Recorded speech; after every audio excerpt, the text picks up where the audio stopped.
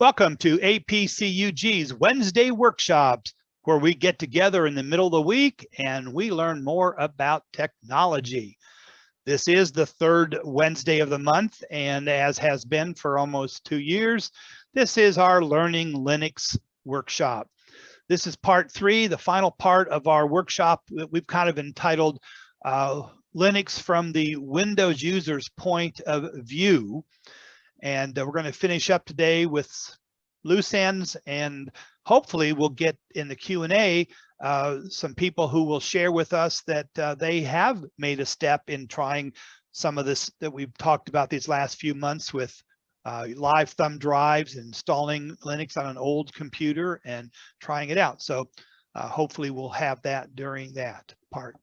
We're going to begin today. Our team is the same team that we have all the past, so I always appreciate them.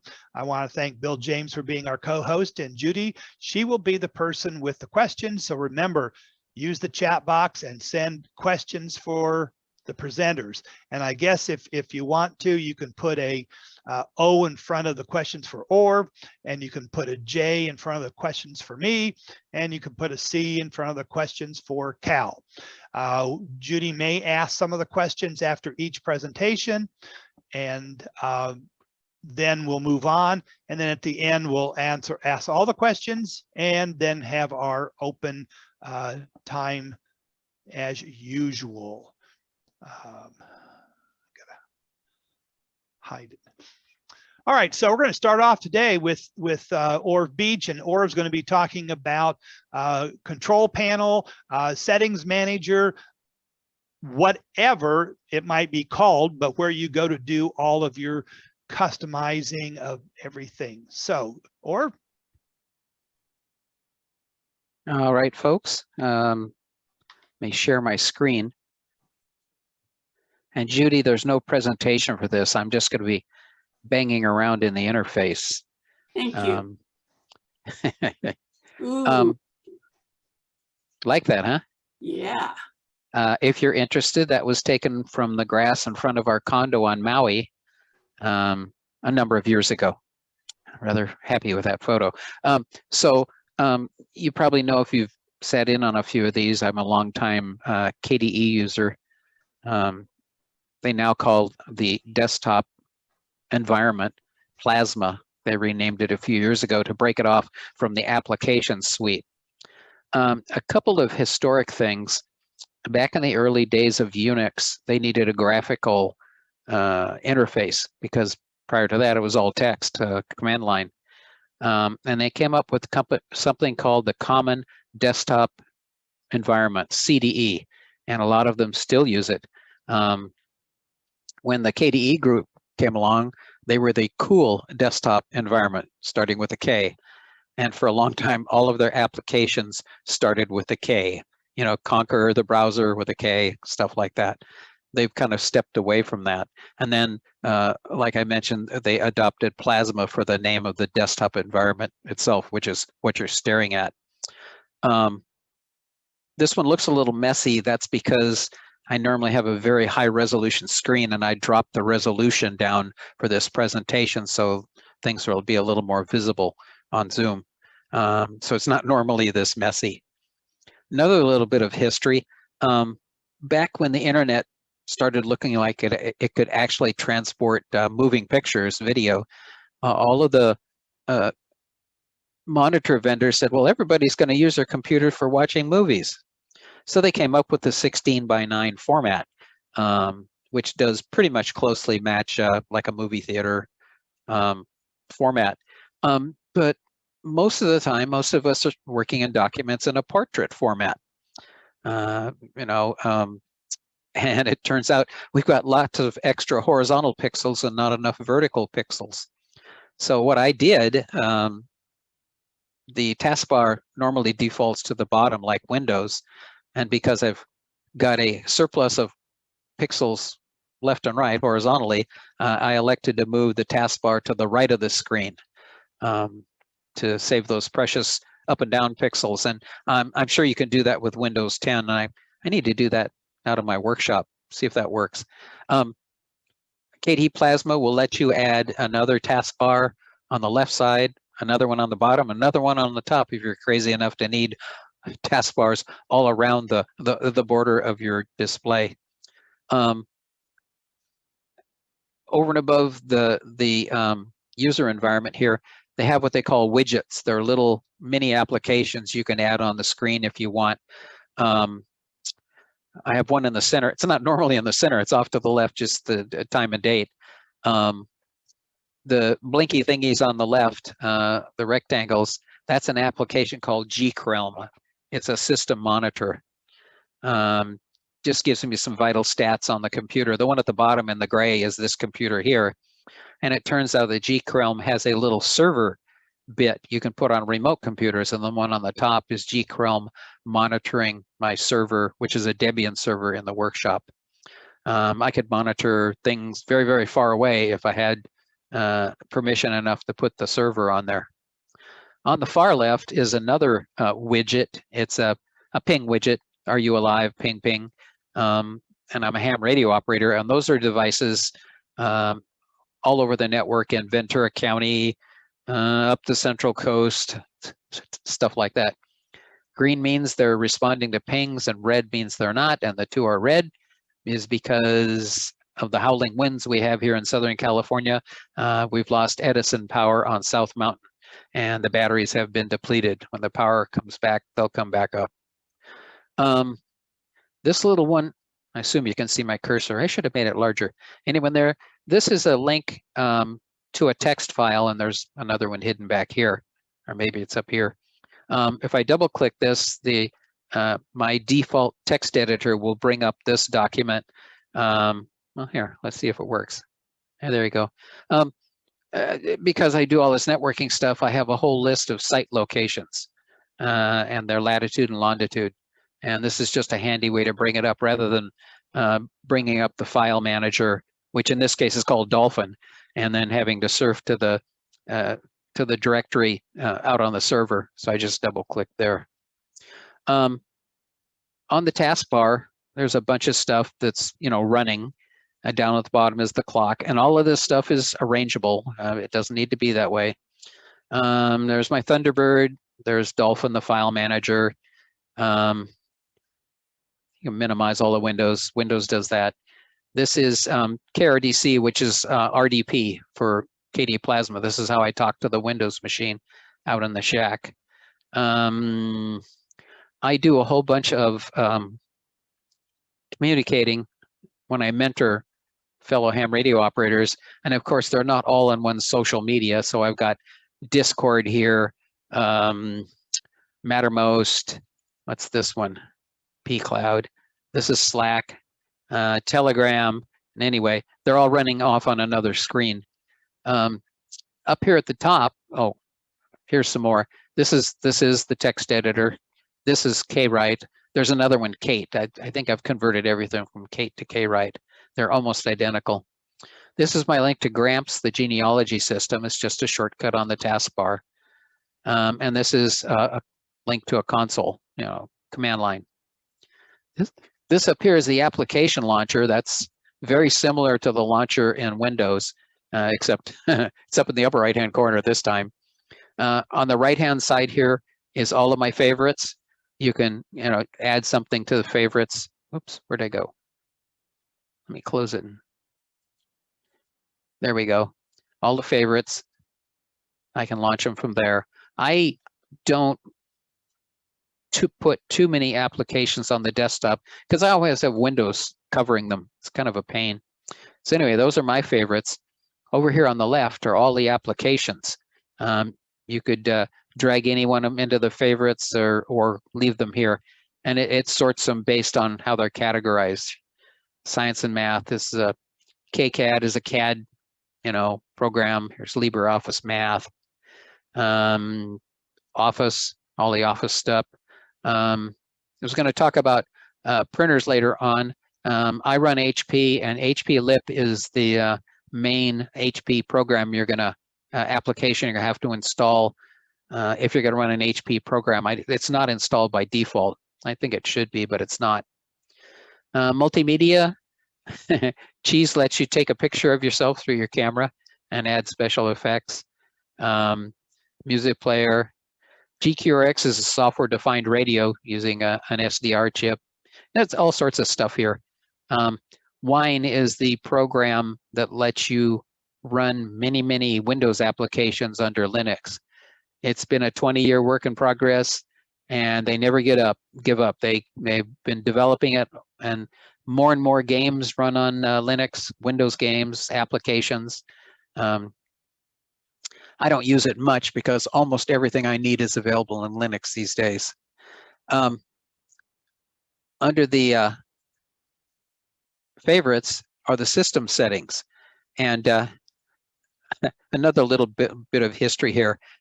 There's two major desktop environments, GNOME, and well, there's 3 or 4, but they're almost all either GNOME or an offshoot of GNOME or KDE Plasma. The GNOME philosophy pretty much is, we know what you need. We'll set those as the defaults and make you jump through hoops to change them. KDE Plasma, on the other hand, never met a submenu it didn't like. I mean, if you right-click someplace, sure enough, there'll be a submenu, like kind of over here. You right-click and you've got all this stuff. You can add a panel on a side, add some widgets, refresh the desktop, create new. Oh, I never knew you could launch it from here. That's cool. Configure the display settings. This is where I went and dropped the resolution on the screen just for this presentation. And this is where you add all your wallpapers and cool stuff like that. So anyway, in the system settings are another whole bunch of menus, starting at the top with how you want it to look. There are themes available, and you can get new global themes. A theme will be a default look, default fonts, default mouse size, you know, a whole look environment. I default with Breeze, you know, it's fine with me. You know, and in spite of all of the submenus and configurations you can make, I run pretty much a vanilla system. You know, I've gotten to the point after 25 years of using Linux, I'm more interested in using it as a tool than playing with it. But it's good to learn what's out there. Oh, by the way, we're still in the global theme menu, and these are the things, when you load a global theme, these are the things you can change within the theme. You can change how all the tabs and boxes look, the style. Breeze, which I'm running, follows the color scheme. You can override it with all of these if you like a light desktop, or if you like a dark one, which I don't care for.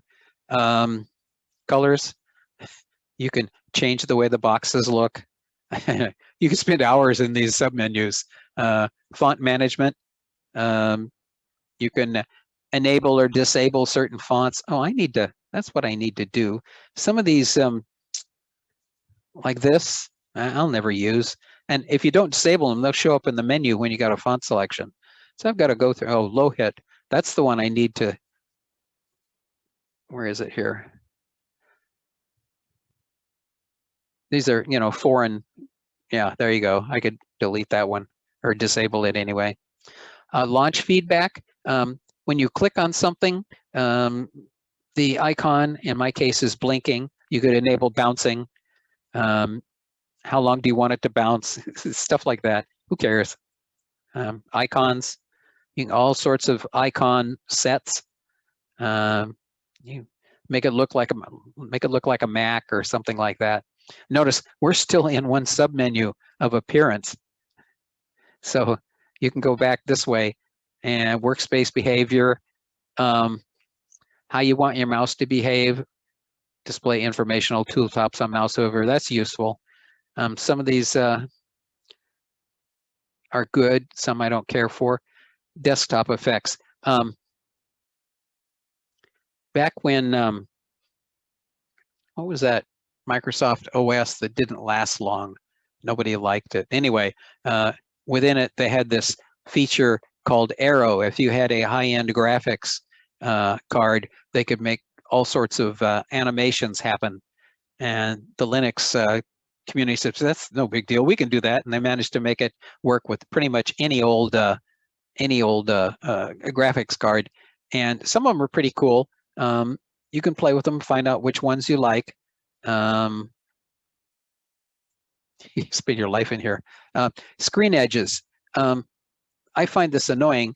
You can trigger an action by pushing the mouse cursor against the corresponding screen edge or cover, or corner. You notice it's upper left. So if I go to the upper left, windows are dragged to the top edge and maximized, or they're tiled. I've got these turned off. I find them annoying. But if you find them useful, that's great. If you've got a touch screen, this tells you where you can enable it. Screen locking. If you got people wandering around, you can lock the screen. I don't. I set it way out to 60 minutes. Virtual desktops. You can have many desktops. I don't have them enabled. That's a whole nother presentation. And activities are virtual desktop environments, completely different. They're great in theory. I've never used them. Window management, click to focus. It changes the behavior of what the mouse does to the windows. You can launch scripts, add custom rules. Shortcuts. There are a fair amount of shortcuts in here. Like Spectacle is the screenshot.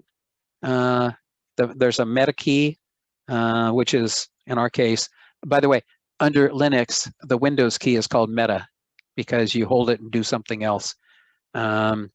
Shift print, capture the entire desktop, blah, blah, blah. Spectacle is pretty good when you're doing screenshots. I find it at least as good as Snippet. I think that's the Windows one. Shortcuts for system. These are all shortcuts, session management, power management. Since this is desktop, all this stuff is, disabled or, inactive. Bunch of stuff here. Audio volume. That's shortcuts. What do you want to start up and shut down? You can select the login screen. This is the one I have for my standard login. And you can always get new ones. And they will download them from contributed ones. What do you want to auto start?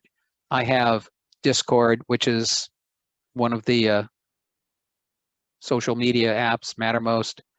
Oh, you know what? I want to stop pCloud. I'm not using it. Telegram is another one. Slack is another one. These are the 4 that start up on when I boot. Actually, when I log in, I should say. Background services. I should go through here and disable things that aren't running. Desktop session. Confirm logout. Yes, this is how you log in and log out. Search. I don't think I've ever used this. You can play with it. Personalization, notifications, users. That's me. It's Linux and Unix by design are multi-user. Every user is walled off into their own private home directory. It grew up that way. And you can see I've got an account for my wife, B Beach. Emily is my granddaughter, and I have a test user that I use for banging around and stuff. Hardly ever use it. You'll notice I'm designated as an administrator, means I can use sudo. None of the others are, unless test user is. Yeah, test user is admin. Regional settings. What's in here? American English. Okay, good. How you want your numbers, formats, spell checker. I should turn this on. I'll come back to that. Date and time. Set date and time automatically. That means NTP client is running. It goes out and checks the NTP server I have designated. Let's see here. Accessibility, and they've got keyboard helps, a screen reader, all sorts of stuff. Applications. Here's your default applications. And you can install something and, select whether you want one of these browsers. I go with Firefox lately. Getting kind of tired of GNOME, Google. Thunderbird, they've recently started. Thunderbird's a good email client, but the development had been inactive for 3 or 4 years, and they've recently picked it up, and there have been a number of significant improvements. Any terminal emulator you want, and there's a dozen out there that do all sorts of interesting things. Maps, I think I want Google Maps. Let's do that. Notice if you change it, this is no longer grayed out, and I can apply it. Diagnostics, send error reports to Canonical, sure, why not? Backups, KDE Wallet is loads authentication information. Online accounts, user feedback, connections. What do we got here? Oh yeah, wired, Wi-Fi.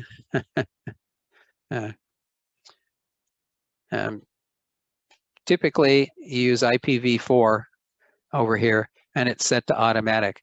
Out in the workshop, I'm constantly, when I'm configuring the network gear we put on the hills, I'm flipping this back and forth between automatic and manual. Global settings. Oh, for your network proxy, if you have one, I don't. Connection preferences, I've never used that.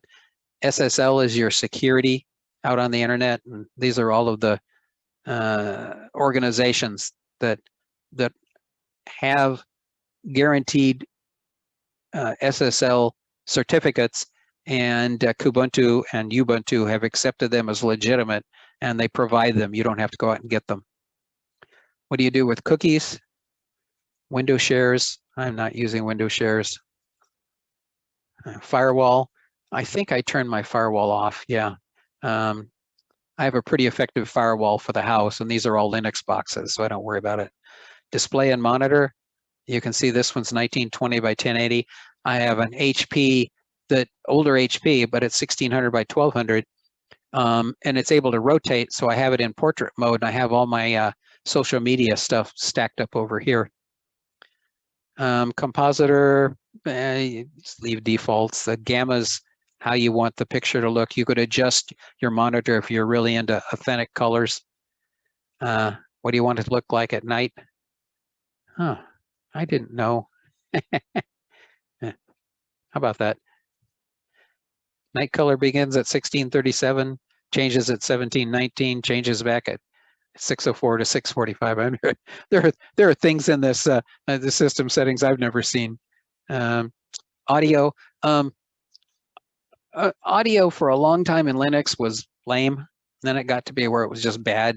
And then it was okay. And then it was pretty good. And now it's gotten really good. They've done a lot of work with the back-end drivers to handle multiple inputs, multiple outputs, which application gets which input by default, which application gets which output by default, and they're all configurable. It's gotten a lot better in the last 6 months to a year, because they went from pulse audio to a system called Pipewire, and it's backed by Intel. They've been doing a lot of work with it, Intel and Red Hat. I think just Red Hat. Power management, energy saving, switch off after 10 minutes, button events, wireless. There's no wire. Oh, I know why. When we were doing a renovation of the house, we had to move out of this part and way off into the dining room, and there was no wired network over there. So I put wireless cards in both my wife's workstation and mine, and I had a wireless card in here. I'm gonna apply this and say, okay, no more wireless. Power settings.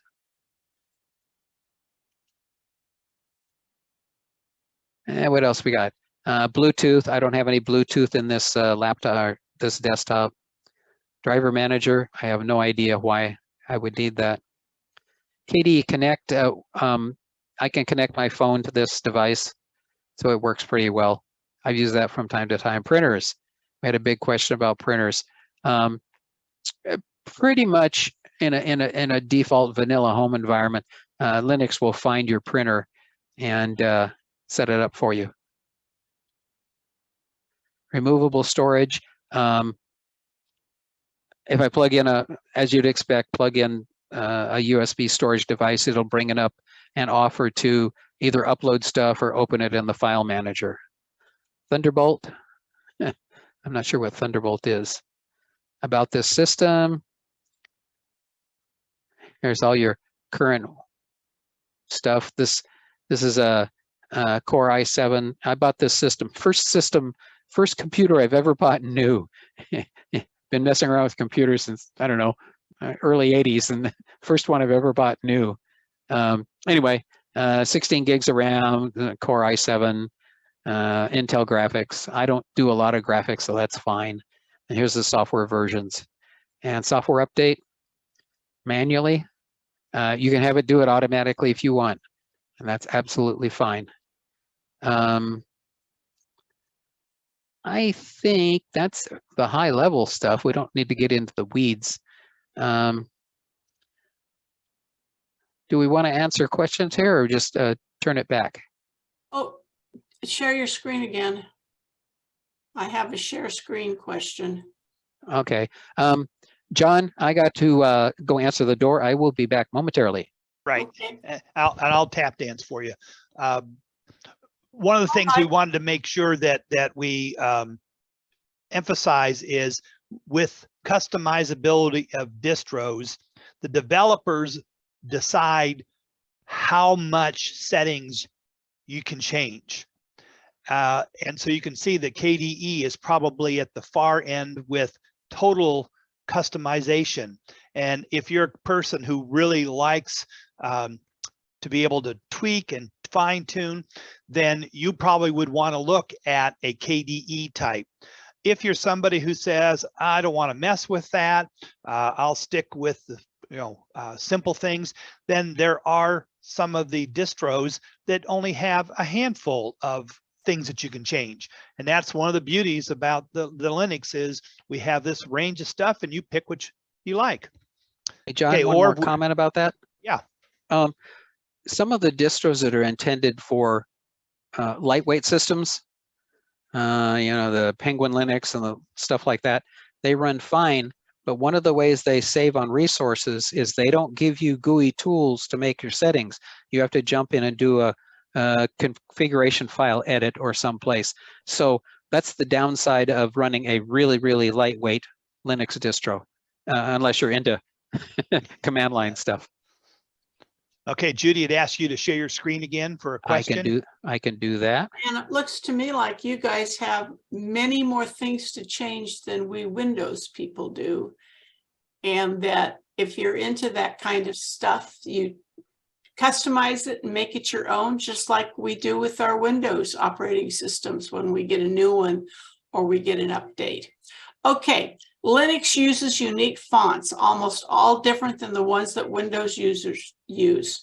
Can you discuss how to download and install fonts similar to ones that Windows uses? Arial, Yes. Times Roman, and Verdana. Okay, I'll preface that by making sure that Cal's not going to talk about that when he's talking about software. Okay, go ahead. Well, here's the deal. All of those fonts are copyrighted. There is a limited set of identical ones you can download, and I forget the name of the font directory, but if you do a quick Google search for how to install that font on Ubuntu, for example, you'll probably find detailed instructions. All of the fonts that Linux uses, a lot of them are unique. A lot of them are identical to what you'd find on Windows. They just have a different name. And a little comment about that. If you create a document in Microsoft Word, for example, and you've loaded some custom fonts into your computer and you use them, and you mail that document to somebody else, your computer, when you bring it up in your version of Windows, will do best effort font matching, but it's never perfect. So you need to be careful about using custom fonts. If you really, really want to ensure that your document looks like it should when you send it, save it as PDF and ship that one out. Don't send somebody a doc file. And that's all I'll say about that. Yeah, and I can say that in the repositories for Linux, you can go and get an MS, which is the Microsoft fonts, and download ones like that. So if you still want your special named one, I think that there are too many fonts out there in the world to begin with. Yes. Oh, Okay, John, one more. oh, go ahead, Orv. One more comment. I'm going to switch my screen back to my default resolution. I want to see how this works in Zoom. Okay. No, that's not what I wanted. I wanted display settings. And you can see here my two devices. And this one is currently 1920 by 1080, but I really want the really good resolution. I'm going to line up the bottom of the screens again and apply it. And let's see. Am I still on Zoom? Yeah, we can see you. Oh, yeah. Okay. No, it just popped. Yeah. Good. So now everything's more or less arranged the way I like it. And you realize that is the technical term there. It popped. Okay. Yes. Yes. John, what font do you normally use that is a really cool font when you send me stuff? Whatever the default LibreOffice font is. Oh. What is that? That is Calligraphy or no. Hang on. Let me fire it up and see. Okay. Does it start under writer, or well, I guess it doesn't matter. Writer. And Bill says Thunderbolt is a port similar to a USB. It is configurable. That's right. Bitstream. Well, you can change the default. Mine is Bitstream Vera Sans. Does that look familiar, Bill? No, Judy. It's me. No, because I hate font with feet, so that's not it. Well, that's Sans. That's without feet. Oh, I was looking at Veraceft. No, that's not it. Does it start with an S, John? Well, let me. I'm working my way down the alphabet here. Let's see. I got to get rid of those low hits. I'm never going to use them. Liberation Surf. Oh, Libre Surf. Liberation. I knew there was an S in there. Yeah. Surf. Oh, Liberation Sans. Yeah. Oh, you. That's I use the Surf one, but that's a cool font. Serif? Okay. Orv, can you transfer Windows custom settings to Linux? No. Oh, okay. Well, that was short. You can emulate. You can duplicate them. You can try. I have just a quick question. When you went to your settings, do you have a monitor that is a portrait monitor, up and down for reading? I'll show you. Because that Hewlett-Packard looks like it's a. It is portrait. Yes. Okay. It rotates on its axis, which is why I grabbed it, and I don't know, somebody gave it to me, it's 4 times heavier than the newer one, but it's 1600 by 1200, which is great for. Well, you know what?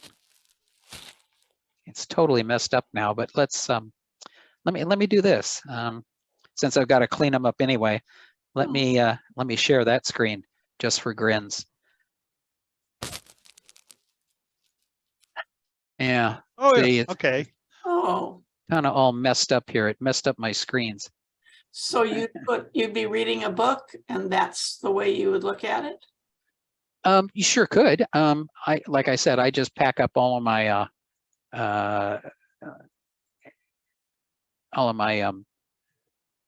social media stuff here. Okay. And because it dropped the resolution on that one, it narrowed them all down, but easily fixed. You have to go back to the beautiful screen, please, because I have a question. One moment, please. We just talk among ourselves here, John. Share the Hawaiian motif. How's that? Okay.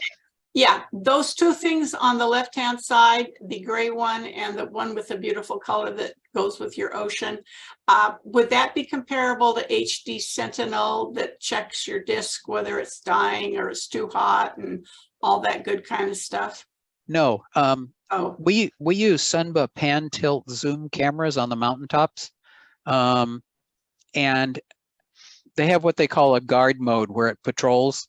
It'll go to a certain bearing, stay there for a few minutes and go to another, and it patrols. And this guard tool under Windows will help you configure what direction it points, what zoom, whether the IR is on, and the higher end models, whether the defogger needs to run or the windshield wiper, stuff like that. But no, they're camera tools.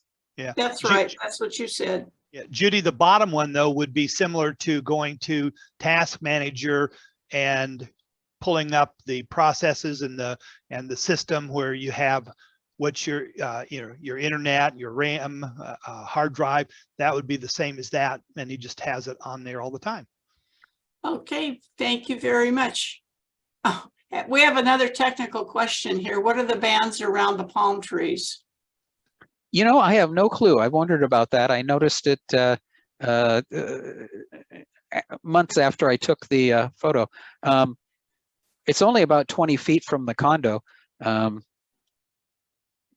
Perhaps it's to keep critters from climbing up. I suspect coconut crabs or something like that. Yeah, we have our trees here, they're painted whites that apparently deters whatever will climb up and get in the palm trees that we shouldn't have anyway. Okay, I don't have any more questions.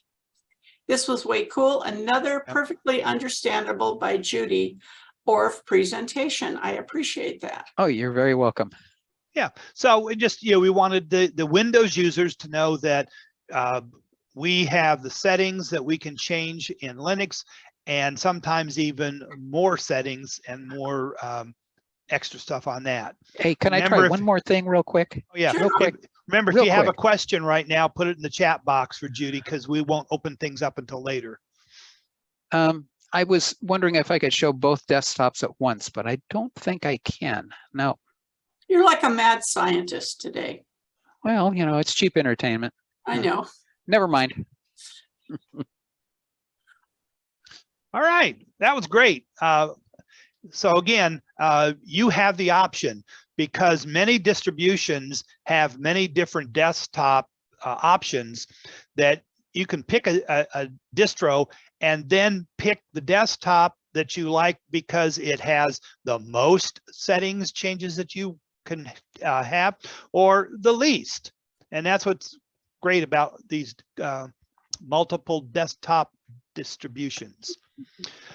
All right, so now we're going to make a switch, and we talked last month, and Dave did a good job talking about the default programs that come with the distro, but then there are times when you want other software. So Cal's going to talk to us about the additional software and all the stuff you can do extra.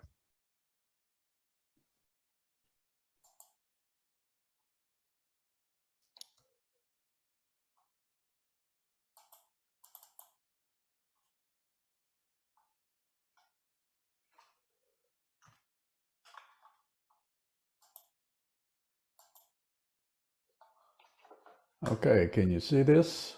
Looks good. Okay. So, converting Windows 10 users to Linux. I believe there's a window of opportunity because many of the Windows 10 PCs won't be able to upgrade to Windows 11. I've seen estimates of about 50% out in the field. And so that means that many Windows users, if they want to remain Windows users, get new PCs, and that means they have an extra Windows 10 PC sitting around. And lots of them are appearing. And so this topic today is converting an extra Win 10 box to Linux completely 100%. And so we've been going through several sessions. The first, we downloaded the ISO and made a live USB. So we had the Linux software, and we installed it last month on a PC, and I used Linux Mint 21. And so I'm going to continue along And we're talking about getting more familiar with the Linux software. And here we're going to get more software for Linux Mint. And as I've said before, and I'll just reiterate, programs are written in source code that human beings can read. It looks like algebra and English mashed together.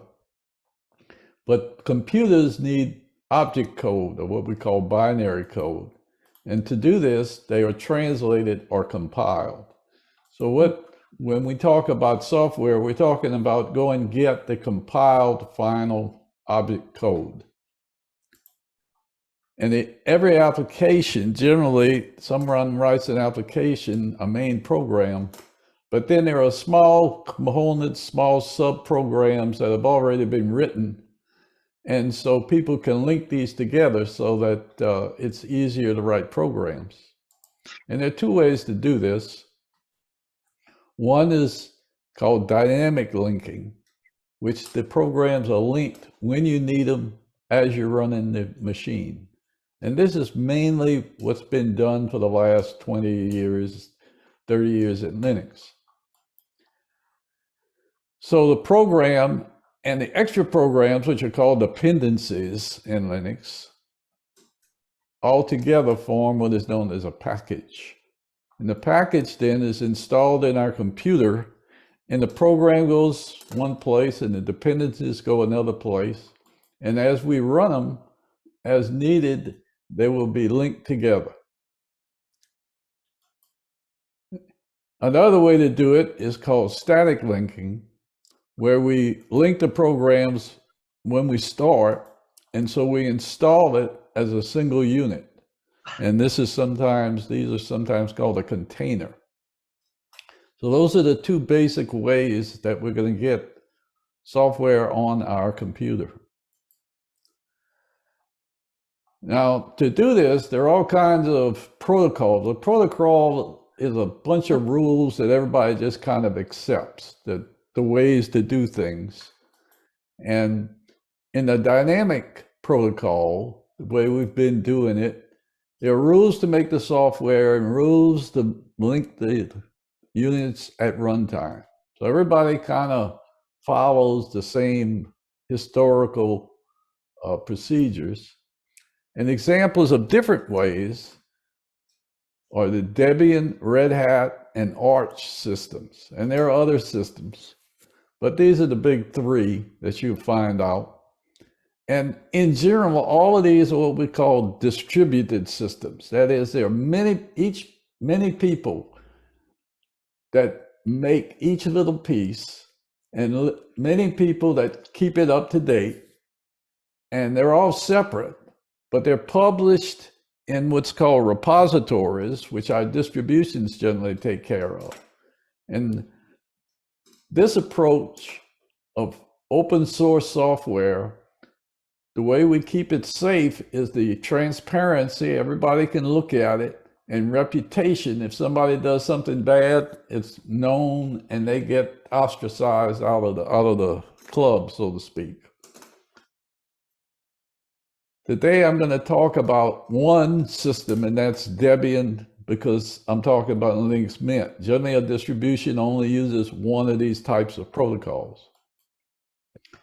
The other protocol, which has just come into vogue lately, is called a static protocol, which can either be a container or just a large executable file. The protocol itself kind of has to interface between the operating system and the software. The software is kind of always built as just like the legacy, but it's packaged differently into self-contained groups.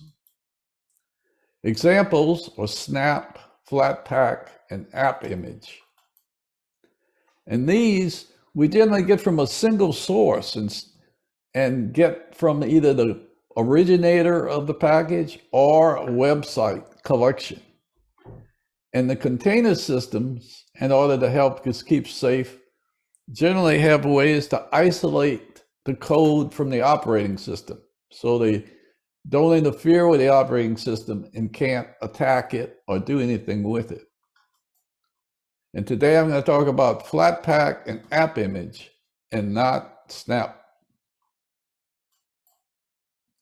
So in summary, we can get our software from 3 different kinds of sources. The legacy, generally our distribution has it all packaged for us, and it has a program, and we just get it from our distribution. Don't have to worry about anything.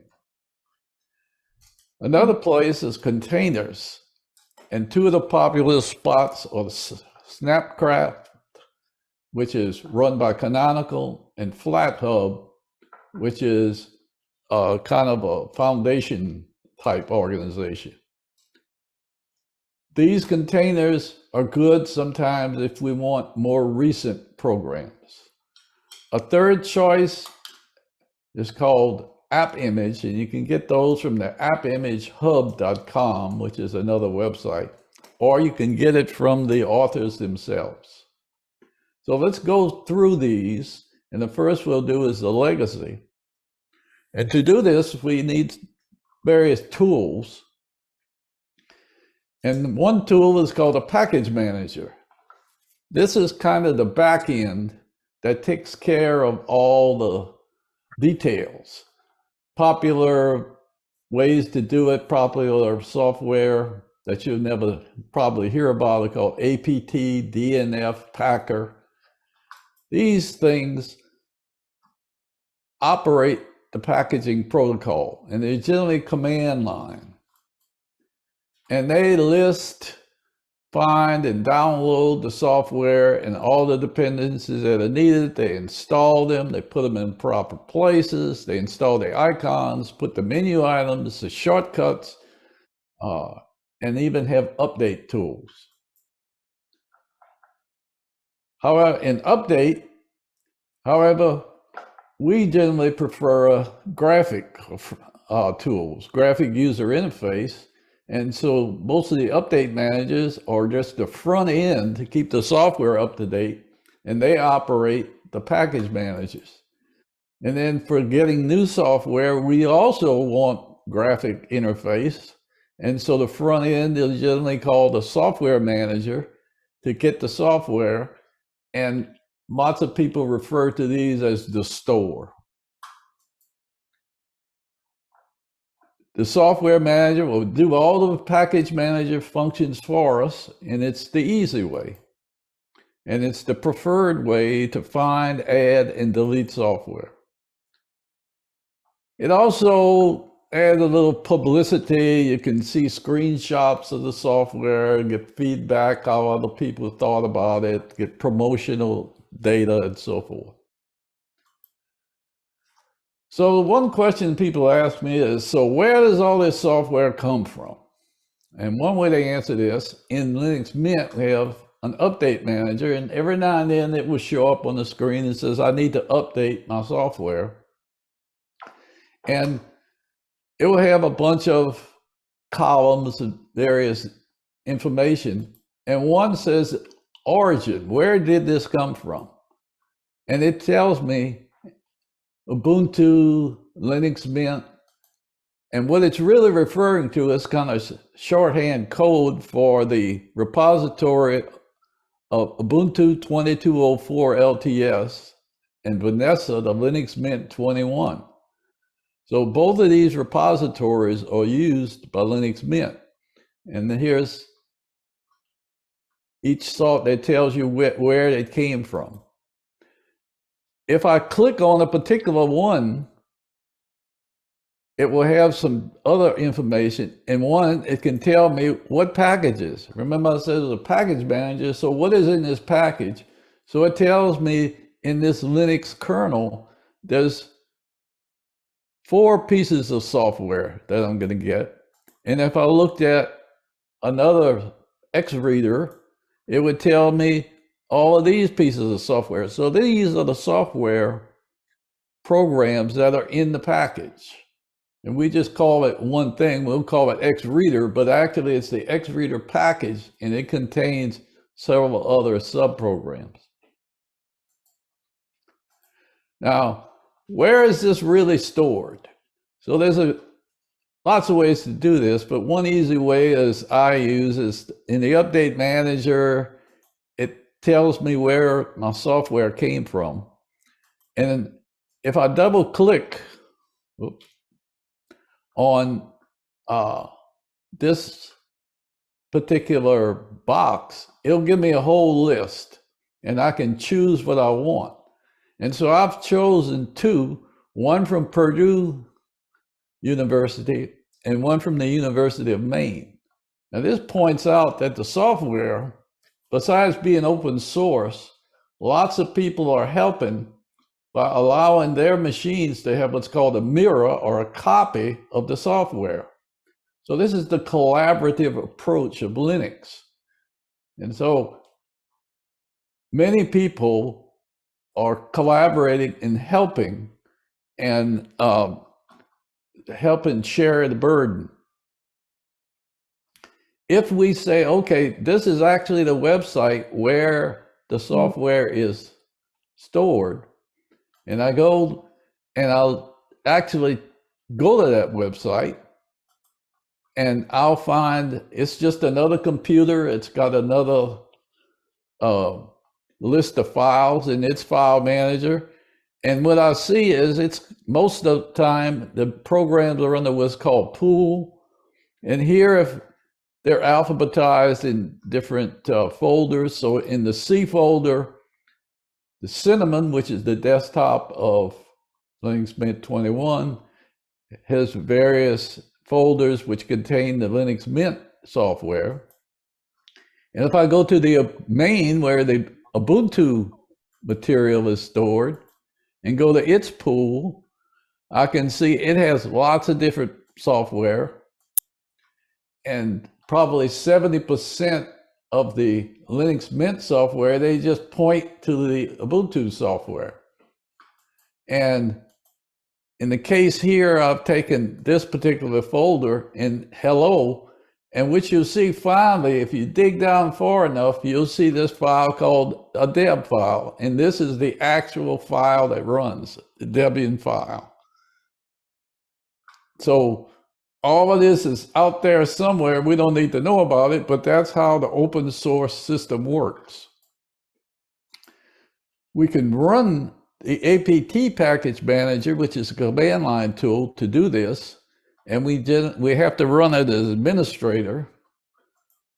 And we can update it or install packages. And so here's a list of the level of APT commands, and each command has subcommands which are controlled by what we call flags. So there's a whole system to operate this, but we don't want to learn this. We want the graphic tools.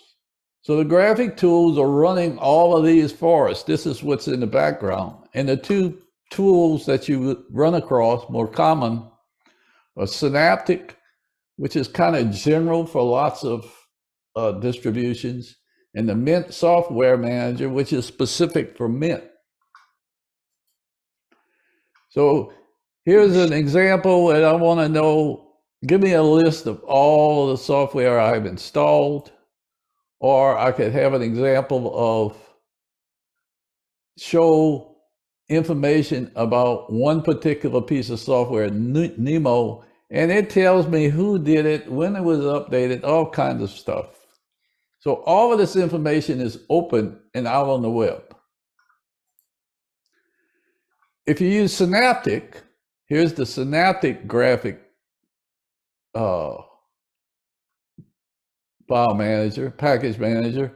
And for instance, I've clicked here to see which packages are installed, and it tells me what's installed. And if it has this symbol here, this tells me it's a Debian, which a Debian is a group which helps compile lots of the software we use. Ubuntu gets to Debian information, and Mint gets to the Ubuntu. So you see this different groups all involved here in this open source approach to software. If I want to know which packages actually came from a particular place here, which came from the Mint group. Here I have a list. It's a long list of all the software that Mint actually has, and the green squares indicate I actually have them installed on my system. And if I didn't have it and I wanted it, I could click on it and install it. The best way and the normal way that everybody gets it, though, is they go to the software manager. So the software manager is handling all of this back end for us. And here's Mint's software manager. It gives us some choices. Here's some stuff it's advertising that we ought to think about. And it has bunches of categories. And here's what I'll be looking at, this particular piece of software, and then I'll look at some software from graphics group, and then I'll look at some software from the Flatpak group. So if you go to Scribus, which is one of the recommended software, it will explain everything you need to know about it. And all you have to do is click the install button and it takes care of everything for you. Once you have it installed, you go to the same place and it'll have the remove button and it will deinstall it. It also will have information from different people, what they think about it, and it will tell you what the package name is and where it came from. In the graphics group, you get a whole bunch of choices. It would tell you the popularity, how many people, what do people think about it, you know, standard thing, just like you find on Amazon or whatever. And if it's installed, it will put a little check mark by it. Here, if I go to the graphics, there's a subcategory or photography, and if I click on that, it will give me another bunch, so I can find isolated to just those graphic programs which deal with photography. In this software manager, in the little hamburger menu, it will also, you can switch and ask it to tell which ones do I have installed. If you want to know, do you have it installed, real quick way, and it'll list all the programs that you have installed, no matter where it came from. Now there's another group called Flatpak. These are the container type. The others were the legacy builds. And for instance, if I go to Bitwarden, it will give me the same type of choice. I can install it and I can find out what it's called, and you'll see the source, and it says remote is FlatHub, which means that Mint did not have it on its site. It just pointed me to FlatHub. It's a great way to do it. I could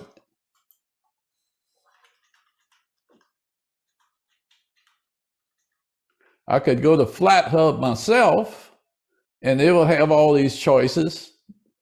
And if I click on a particular one, it will give me the chance, it will give me more information, and I can also install it from that site also. Now, app images are a little bit different. They are self-contained, but they are just a regular file. So you do not need to be an admin to load this. And the Mint has no utility for it, so you have to actually go to the website. So if you go to the appimagehub.com, and it has categories, and you can pick on these. Just remember that all the security is controlled by the developers, and all the updating is controlled by you. So there's less help. These are just files that are out there, and some of them will integrate into the menu, and some of them you have to add another software program called a launcher And here is an example of the app image. It'll, just like the others, it'll give you a little publicity why it's a great deal, and you download the file. And so here in my system, I have downloaded several app images. One is Bitwarden, and one is Etcher. So they're just files. And I just double click on the file and it runs. However, in order for that to work, you have to make sure that you change the file to allow it to execute. But you just right click on it and one of the options will be available. I find it's best to keep the app images in one place so I know where they all are. And remember, you are responsible for the updates, whereas most of your snaps, flat packs, and your regular legacy software will remind you and have ways to tell you to update it. So some final thoughts for these three sources. The legacy system is well established, and the apps have been around, and community inspection and transparency keeps these very safe. They generally work well. The downside is that our distributions only come out every 2 or 3 years, and you may not have the latest version. And if you try to add the latest version, sometimes it will break what we call break the system, or break that program. Another issue is that the developers have to tune this many times for each distribution. So containers came along, and they will allow us to get the very latest version of a program if we need it, and not mess with the rest of our system because they're generally isolated. Also, proprietary services like Zoom. Get packages for Zoom and have an open source front end to link to the proprietary Zoom part. It is less effort for developers since they can write one package and lots of distributions can accept it. As a part of security, Snap and Flatpaks have sandboxing to help isolate the apps so that they can't do any bad stuff with the rest of your system. Now, FlatHub and Snap programs are kind of a work in progress. There's not 100% everything polished as much as the legacy. But in general, if you want a brand new program, this is a place to go. App images, they're the original universal app protocol.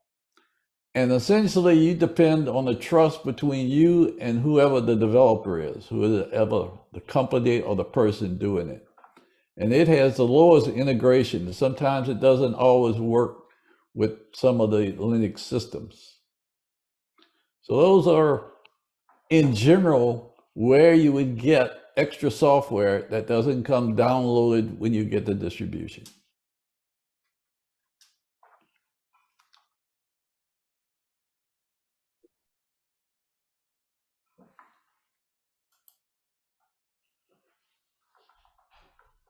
I have some questions. Can Snap run on Linux Mint 21? It can. However, the developer doesn't like it, and so you have to add the Snap system to it. In fact, I think the Linux Mint website will give you the directions, but you have to add the Snap system to it, and then you have to go find the snaps from the Snap store because the Linux Mint store will not list it.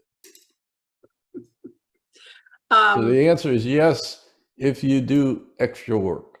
Okay. Why did you pick those specific mirrors for your software sources, Purdue University and Maine? They're just random.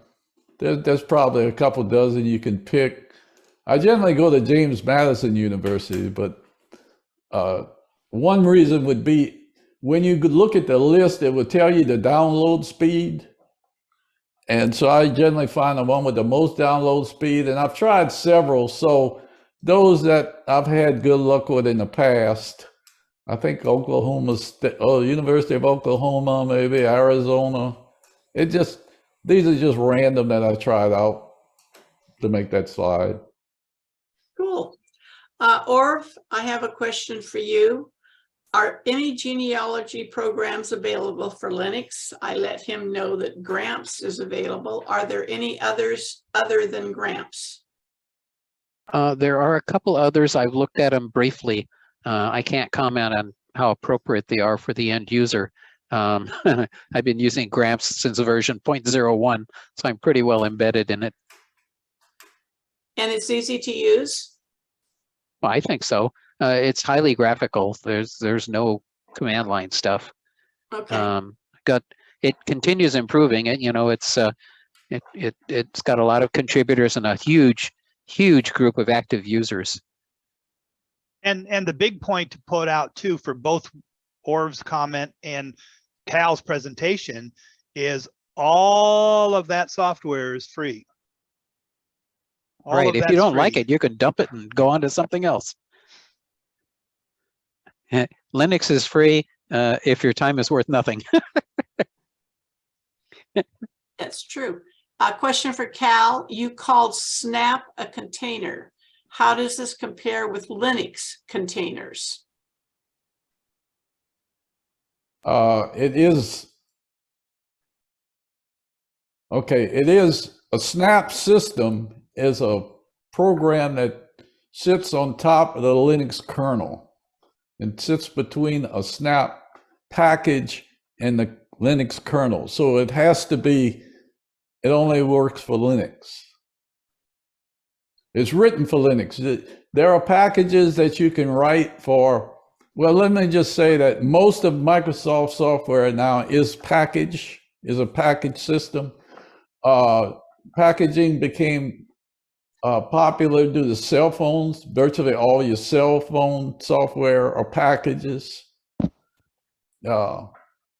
It's kind of a detail most people don't need to know about. Good to know. Like, don't bother with that. Too cool. And John, just jump in a second. And I think the Linux container would be the Linux operating system that's running in the container. So we've got operating system and software system. And it's your turn. How about that? Okay. We have another panel member who's going to share with us.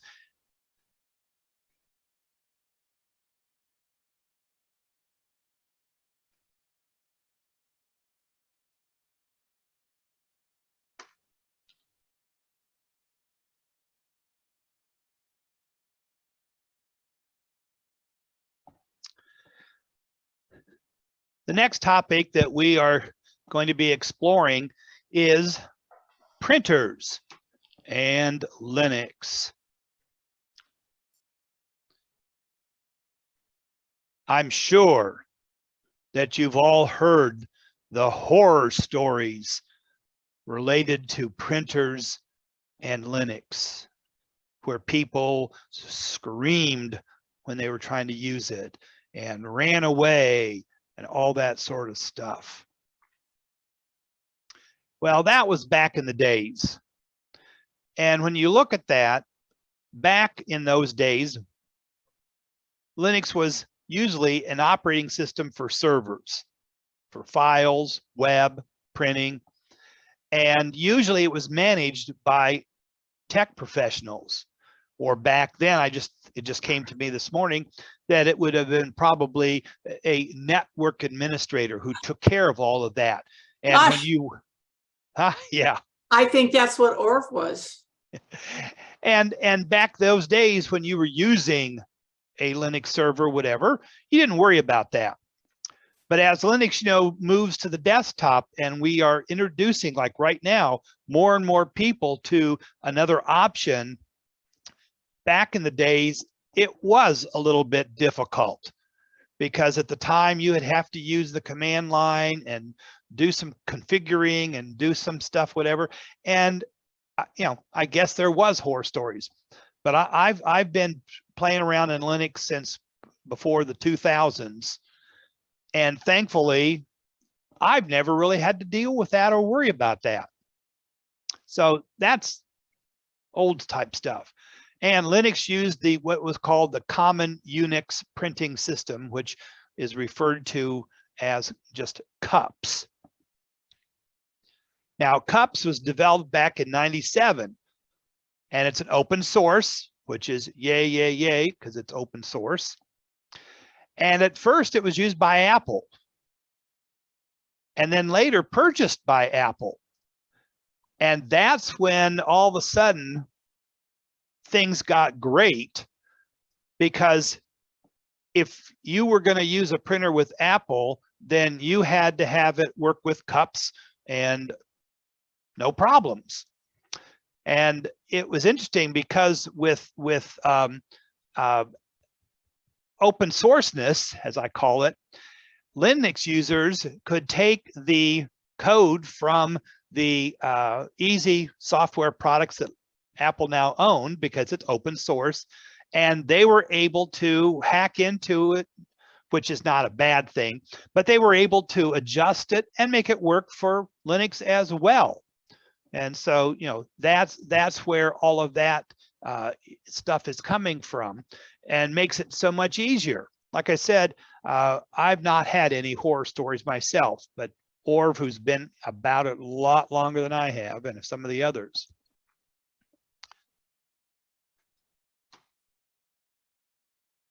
I'm sorry, you asked about horror stories? Yeah, yeah. You got a horror story? Not recently. Good. But honestly, if you stick with a printer from Epson or HP, you can't go wrong. They're very well supported. The others are too, but those are the two main ones in my opinion. Yeah, and we'll be coming to that. Now, so we go on to the future, and most modern distributions are customizing their interface for printing, and with Linux or Macs or Windows. And thanks to CUPS being such a huge overall umbrella for everything, your computer really kind of finds the printer. And it can even find shared printers on a network. The problem is printer manufacturers haven't standardized everything yet. And we have all these different printer manufacturers and all these different models.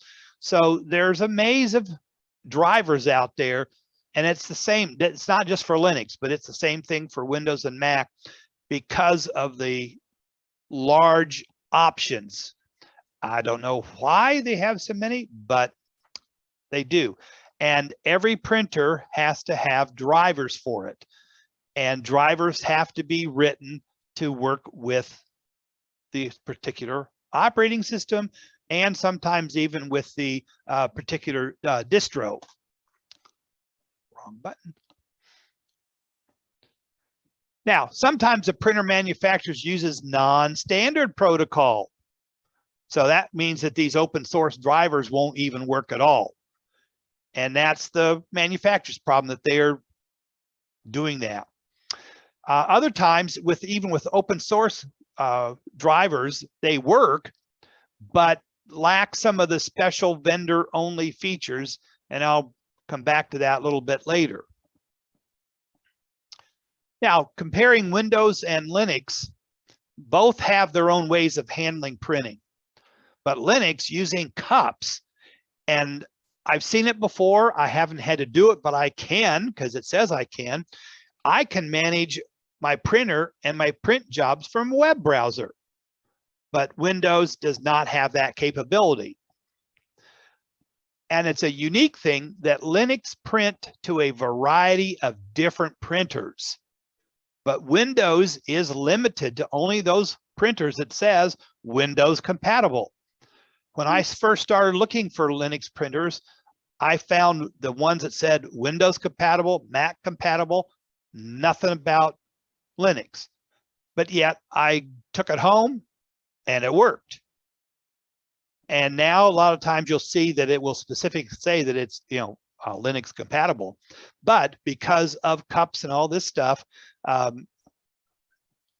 most of them work.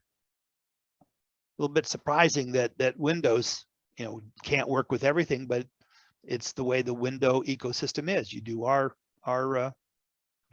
printer, our drivers, and our system of software. Now, open source drivers that we have are bundled up with Linux, or they're an installable package. Now, you also have drivers provided by the printer manufacturer, and then you have those third-party ones, those open source extra ones that are not necessarily connected to a distribution or a printer. Now, Orv mentioned about the HP printers. They have developed a Linux imaging printing project, and we call it HP Lip. And yeah, HP Lip. Some distros include it automatically. And if not, you just go to what we learned from Cal. You just go to the software store and search HP Lip and you install it. And then you're ready to go. Now, if you're looking for a purchase, or you want to know how well your current printer is supported, we've talked about this before, but this is openprinting.org. So let's see if my clicking will send us right there. Yes, it did. This website is fantastic because you can find out what is the good chances that the printer you have or the printer you want to buy will work. And for example, just talking about printer in general, if we go here, look at the list. And this is what amazes me, and it's obviously tells me why there is so much problem, because every one of these brands of printers have to have drivers that work with the different operating systems. Then to go even further, if I pick, since we talked earlier about the HP, if I pick the HP, oh, wrong one, listed by the manufacturer, this one, HP.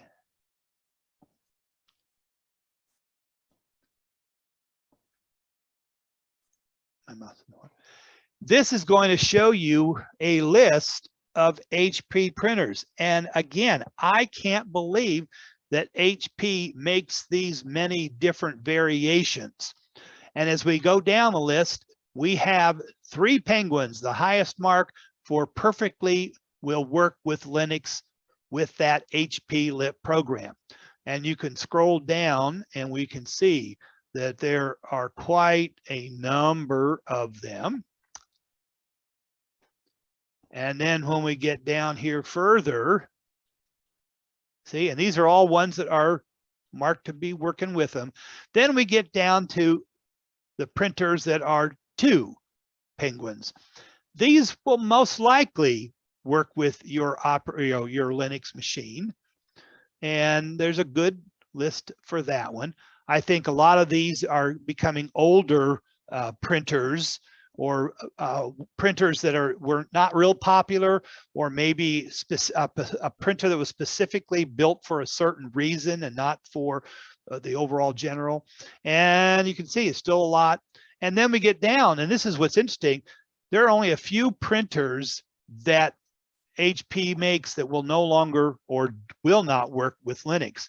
And you can see that the 1 Penguin is partially, it might work. And then there are listed here 4 that says this printer is going to be doing a good job to keep your door open, and just keep set it on your computer to hold down all your papers during those windy days that California is having right now. And it does that for all of them. So if I go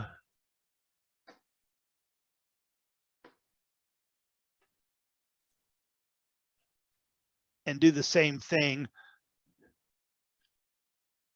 with like Epson, we do the same thing. We see the list of 3 penguins, quite a lot of those. Quite a lot of those.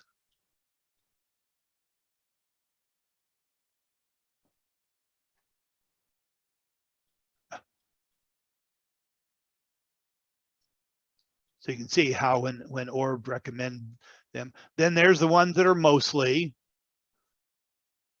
And then there are a few more that are only partially work with that. So you can come here and say, well, I'm thinking about buying this particular one, and we can find that. So we do that. We do it with the other John, option. Yeah. how about brother? Oh, I love Brother. That's what I've And got. I use Brother, and so does, oops, no, wrong one again. Dave.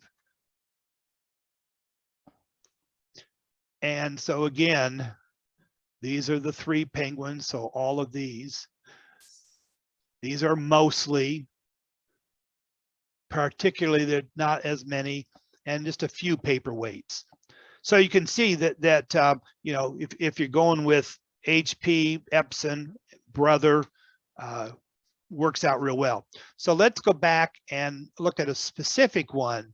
Either it's one that you have, or it's one that you're thinking of buying. So I'm going to go, and I had 3 volunteers, and we're going to go to the Epson. And then we're going to find the Epson, and I'm looking for an HP 400 or an XP. So it's going to be down here at the bottom probably.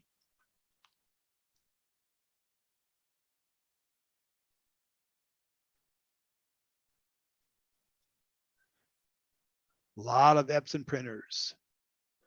Here we can close. W's. XP 400 series. So I click on that one, show the printer. And here's the XP printer, Epson Color Inkjet. The following drivers are known to drive. So here is the driver for that Epson XP 400. And so if it didn't automatically work, you could go here. And I'm going to click on that. And it takes me to the drivers, and then I can go to the download. And remember, as Cal talked, we have packages. And so there's the 32-bit package, and there's the 64-bit. Notice this one is for RPM, which would be the Red Hat. And right here is the Debian, which would be Debian, Ubuntu, and our Mint that we are partial to. So there's the driver, and notice that drivers can work for different printers. So this driver will also work for the ME303, ME400, XP300, XP400. And let's pick another one. See if we can find to show you how it just works. So we're going to go to do the HP. And this time we're going to go for an Office Jet 6978. So we'll scroll down to the O's. And I have a request for you to look up something. Oh, okay. Thank you. It'll cost them a little extra. Okay, Office Jet 6978. So here we are. Office Jet.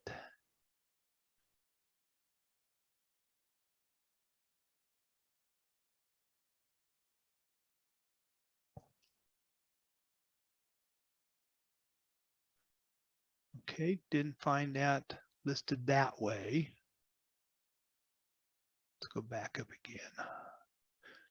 It's an old one, so it might not be on the list, but it still works. Looks like you can also search for it, John. Okay, let's do that. Thanks you.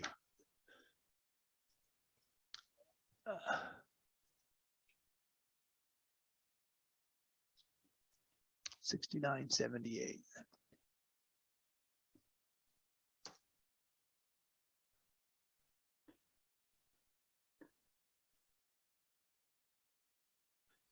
Now, as an educational part, because being teacher, I'm getting this information, and that's because this is an HTTP site. This is not an HTTPS. So my browser says, be careful. You're going to a website that's not SSL secured. So we'll send anyway, because it's a search and says I'm not allowed there. Don't know what that is a problem with. Oh, because I typed it in wrong.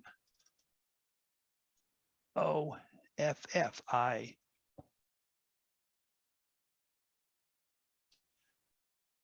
Okay, Office Jet 6978.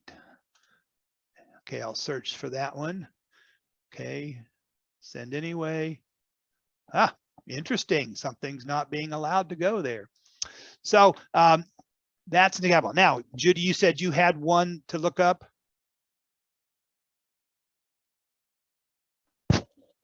Yes, and then I have a question. An Epson ET series. That is a printer scanner also. EPs.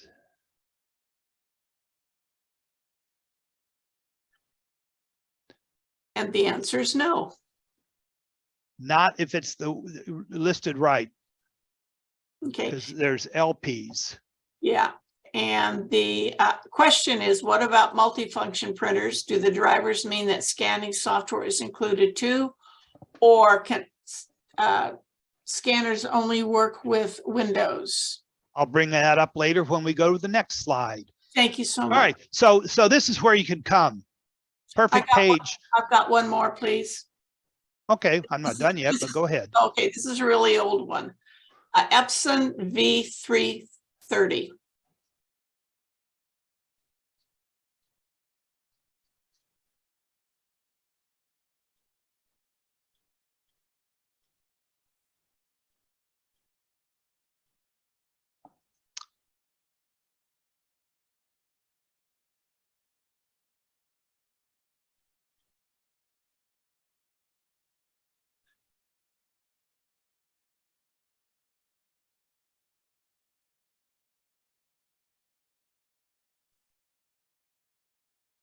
Went too fast past there.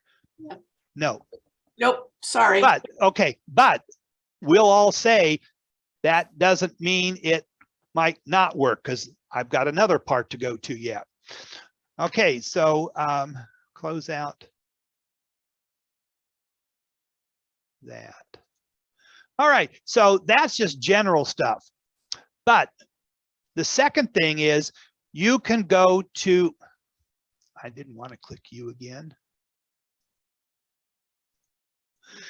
You can go to the manufacturer, and HP will support nearly 3,000 plus models of printers.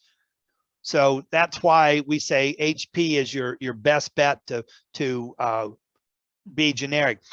My reason for not going with HP is I wanted a printer with separate color tanks, and most LPs or HPs were black and 3 colors. So let's go back to Epson now, since that was brought up. And we're going to go directly to Epson and see if Epson has a driver for what we were looking for. So the first one we were looking for was an XP400. And this one comes up with nothing. So let me try putting a space between that. All right. And as you see, it says no. But we have somebody on the panel who says, yes, I'm using it right now. Being an older one, Epson probably has said, no, we're not going to support it anymore, but he's got it working. All right.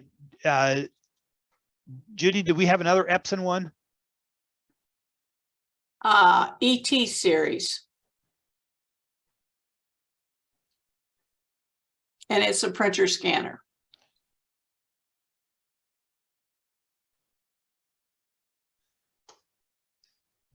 it might not give it without the number for it. Yeah.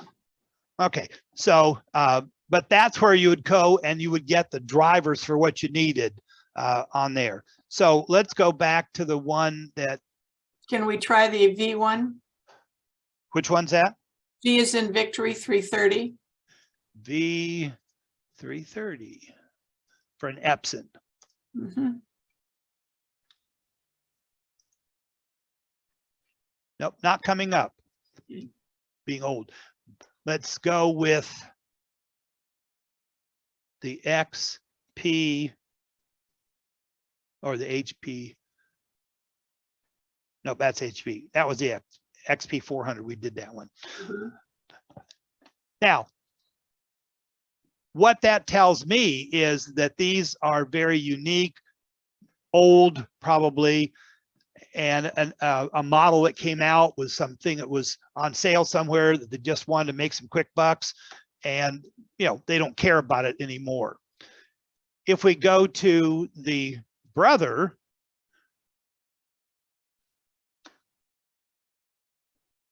and I'm going to do this one, which is an HL dash L2360.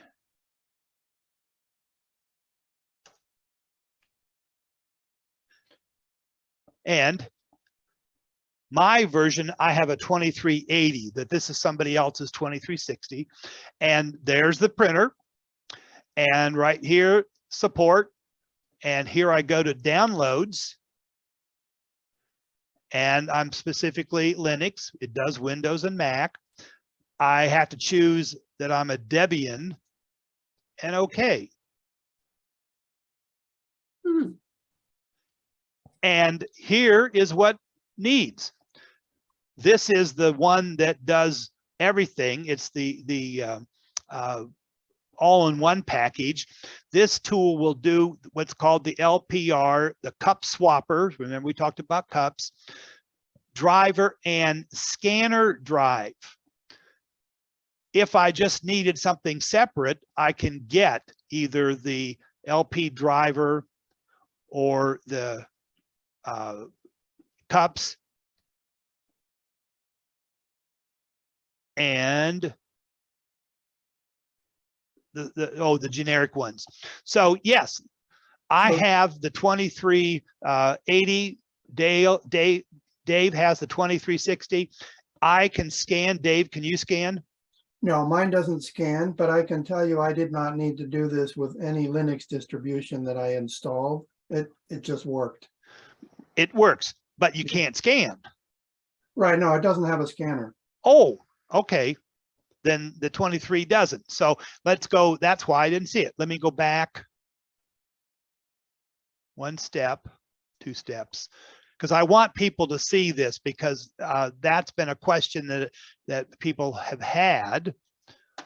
So that's the difference, Dave, between the 60 and the 80. There you go. So if I go back here, got too many screens.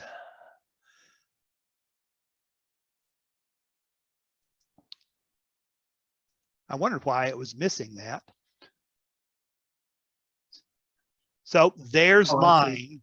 And Yeah. see, there's the panel. If I go to downloads, I want it to Linux. Notice that there is a mobile driver for this particular printer. Okay, I'm going to go to the Deb. And now I'll see what I was expecting to see. So here's that same tool. And it includes the scanner drivers for scanner models. And I have a separate. So I was going to say to Dave, maybe you just need to add this, but since it doesn't work. So as I said earlier, a lot of times it might say that the drivers work, but you don't have all the functions. Well, at first, by default, I could print to that, but I couldn't scan. I came to Brother and said, oh, there's specific drivers for the scanner. There's the 32-bit, the 64-bit. There was another tool that goes with that. Now you can see how cold it is in Newark. So once I made sure I had the complete package, I scanned. So multifunction computers. Now, I have no experience with the printers and fax machines because that's so old. You have to have a real phone, hook it up and stuff like that. So I can't say to the 3-part machine, but I can say for printer scanners, I'm working it fine on my Linux. But I had to get the driver for that. And then when you click on the driver to download, you have to agree to rules and stuff like that. But now we go back out of here. And I have an 2320D Oh, the 2320. Okay. without a scanner. Okay. And my guess would be, is it an HL or an Yep. L23? Yeah, L2320D. 2320D for duplex. That doesn't work, but that's okay. It is HL. Does that look like that? Yep, they all look the same. And well, mine has a little lid on the top. And so I go to Linux, and if she's going to do our Mint Debian, and I say, okay, and there's the drivers for it. Too cool. And even though Orv said HP Epson brother, my personal would say HP brother Epson, because right there we found all of that on there. Okay, so as we move on, in your last resort, that your printer is not supported either by the open source generic or by the vendor, there are third-party drivers out there. These aren't open source. So if you're a person who's a true-blooded open source person, you say, I can't use it. But if you really need that printer, but that's the thing with most things for vendors, they're not open source, they're proprietary.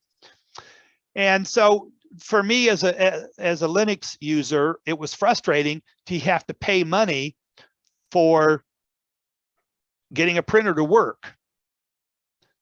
But unfortunately, if it's not going to work, it's going to become a paperweight. And then you know which one to get rid of. I did this one time many years ago.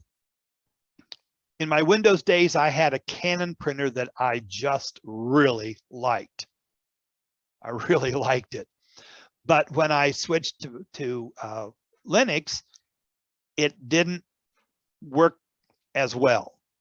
It still worked, but it reminded me more of the old days when we had the dot matrix, because you just said, here's the print. It's just going to come out, not a lot of choices on what you can do, but it printed. It just didn't have all the features.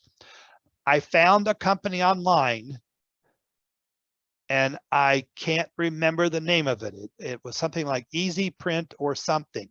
It was a company out of Germany, and they made Linux drivers for many different printers. I found that they had a driver for my Canon, whatever number it was back then, and I purchased it, which some people who know Free John would say, what? Well, sometimes you have to if you really want that printer.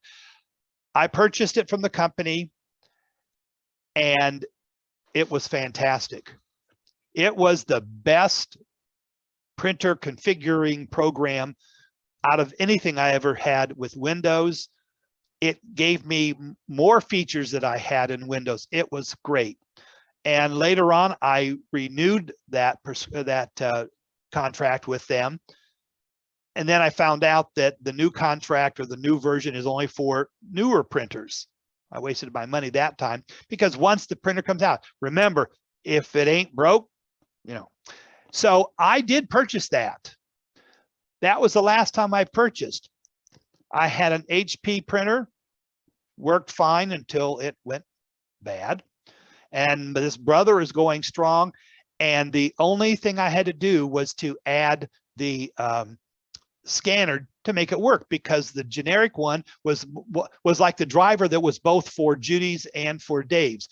It ran the printer and it printed fine. I just couldn't scan. Once I added the scanner part, it scans fine.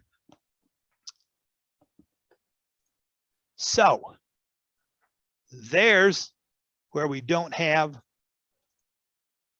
printer story horror stories anymore with that. Okay, I have a success story for you that will counter that. Always Wow. like, All in caps, 2 exclamation points. I just discovered that my 20-year-old HP LaserJet 4200 printer has a Linux driver on the HP website. Pretty cool. Hey, that's what we're here for, right? absolutely. And what you also do is when you have a problem, like you have the printer that doesn't work, then you go to somebody like Orv or to Cal and let them do their magic. And if it works, great. And as Judy and I have talked about lots of different things, you could spend weeks trying to wonder why it didn't, why it does. Hey, if it works, fine, let's move on. Any other questions before we go on to the next? I am looking at this because it's really lengthy, so hold that thought. It might just be a comment. It's just a comment. Okay. So I'm good to We go. always like Good Cameron. to go. Good. All right. The last thing I want to finish up with for our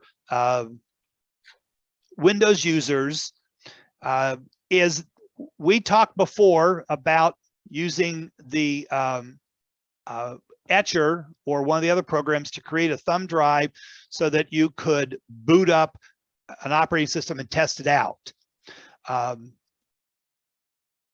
And that's great.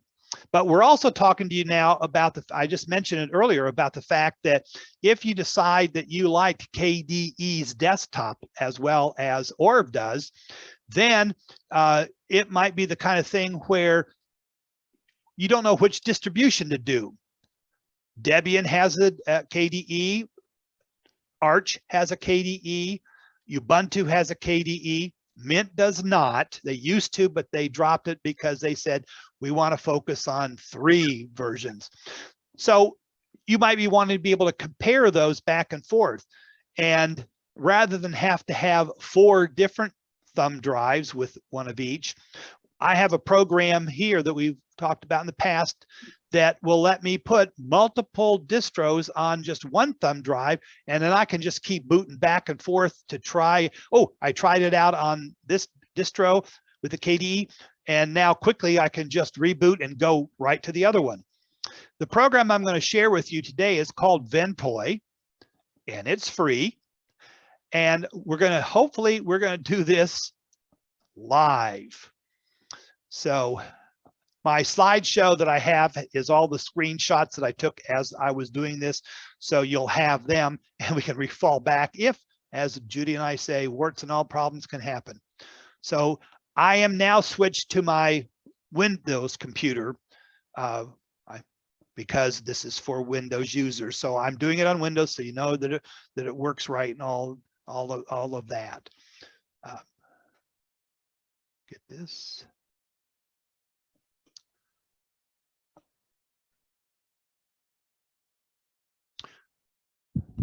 Okay, looks good on that.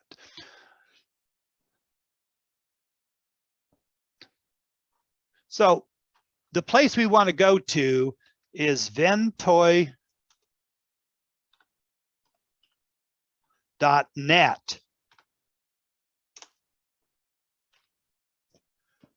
And this way you see this is what the site. So if you get here, it should be. It's a new bootable USB solution.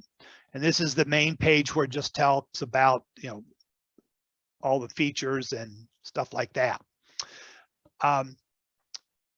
If we go to downloads,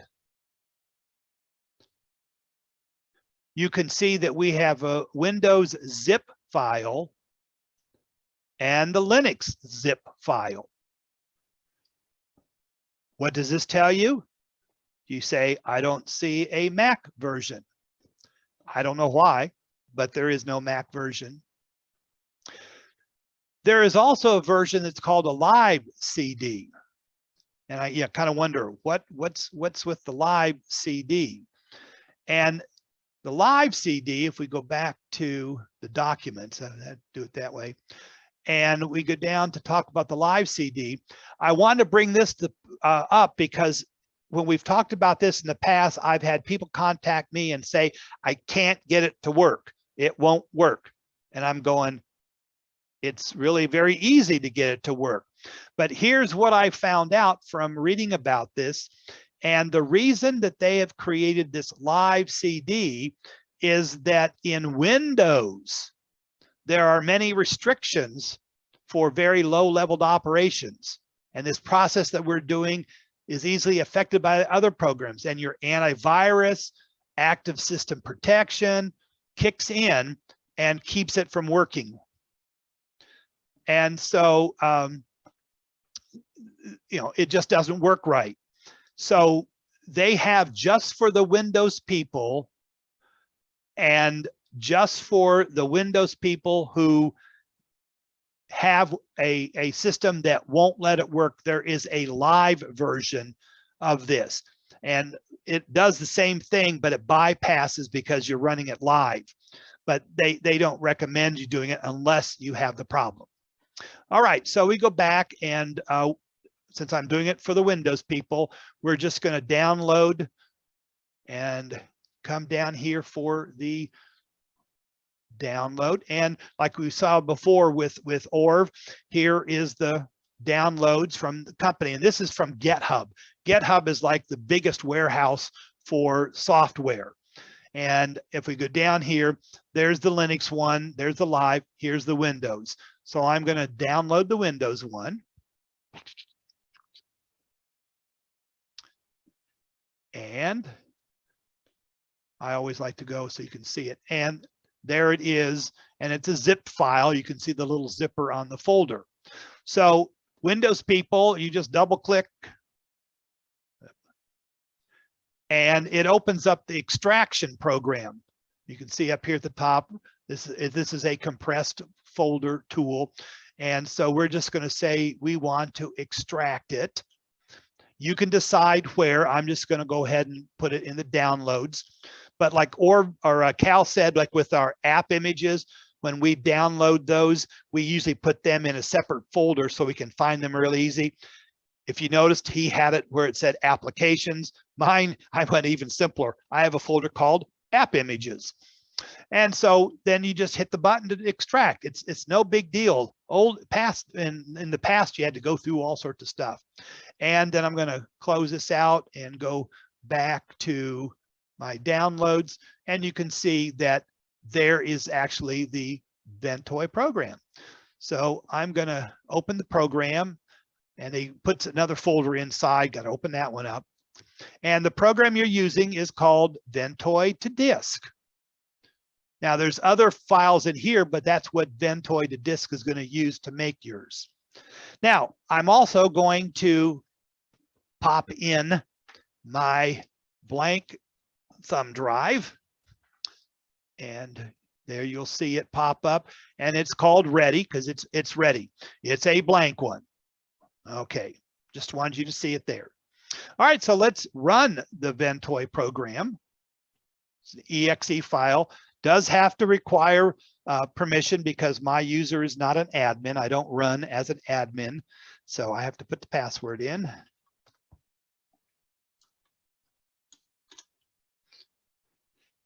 And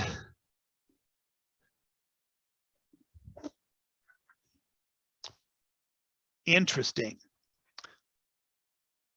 The right side is supposed to be empty.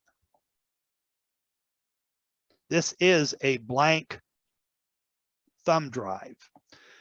And in the slideshow that I have, you'll see that when I did this, the Ventoy from the package was 1.081. Ventoy on the device was blank. So when it's a blank one, all you do is hit the install. You don't have to say yes.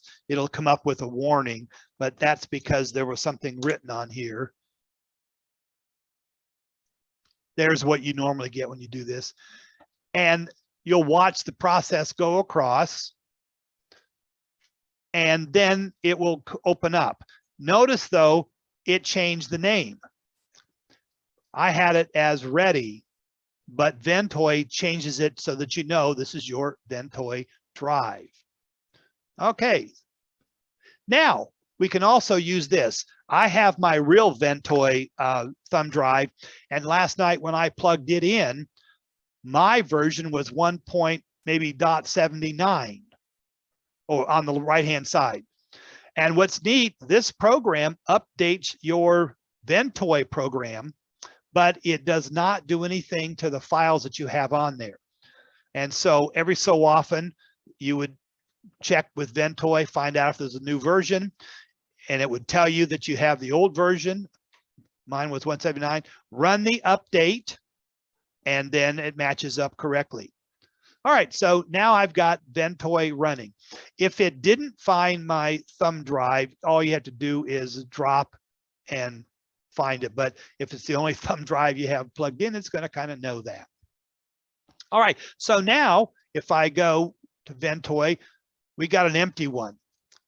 So what we do, and what is so easy about this one, even easier than what we did with Etcher and the Rufus, we don't have to do any kind of installing. All we have to do is copy files into this folder. And so I have a folder. We have to find it because it doesn't show up on here.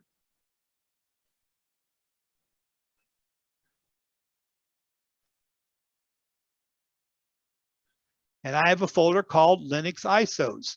And these are files that I have downloaded previously. We did that from a previous lesson. And I have a number of different ones to pick from. I'm only going to, well, I'll do two. And let's say I want to try the Linux Mint. Notice I need to update these because this is the 20.2. 21 is out. And also I'll let everybody know while I'm thinking of it right now that next month, if you go to download Linux Mint, you will be getting Linux Mint 21.1 because we have periodic new versions, and all that means is that all the updates since the original came out are included, so you don't have to do so much backup. Also probably adds new drivers that they found. So next month, 21.1 comes out, and it'll have a new name. The Linux Mint names their versions after females.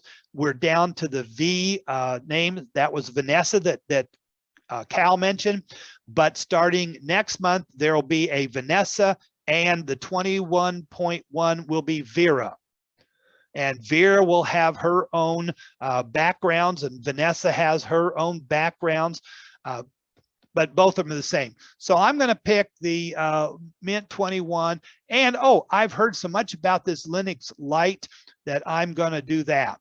And as a Windows users, I would just go up to copy to, choose somewhere else, and there's Ventoy, and I would say copy it. So this will just take a little bit since I'm only doing the two. Ventoy will store as many ISOs on the thumb drive as it has space for it.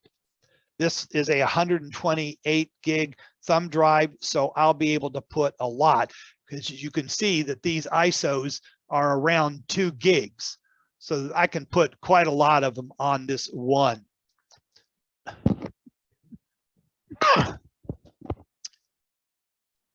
Now, I'll tell you while we're waiting on this, the reason that even though I wiped the thumb drive, there was a hidden partition on there that when this creates it, it has to have extra files to make it work right.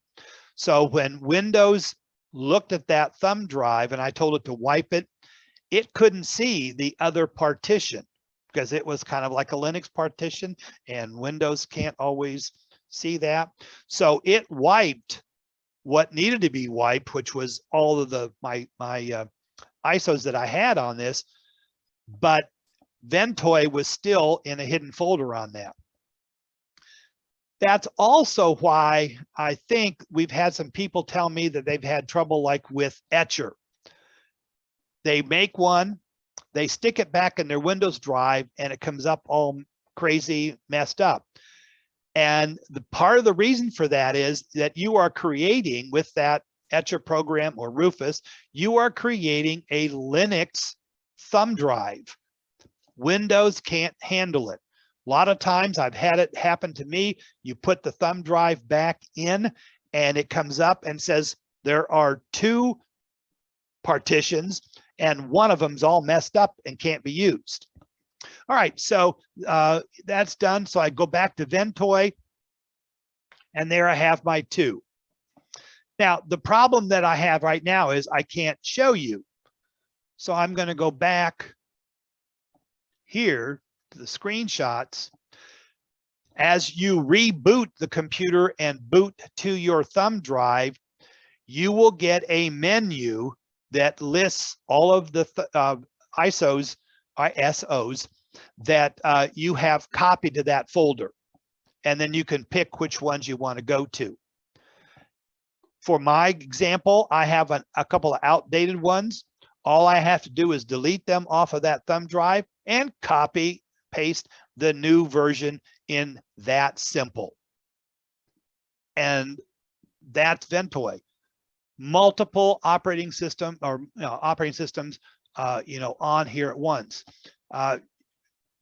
This one, I don't understand why the foreign language, but you can see has an Arch Linux, a CentOS. It has a VMware one, so it's not even a real operating system. It's an ISO one that they made, and that shows you how it boots up into the either Windows or into whatever one you have on there. But that's what you'll get. It'll boot up, and instead of just booting into the one operating system that you have with Etcher and Rufus, it'll stop first and say, which do you want to log into? Hey, John. Yeah.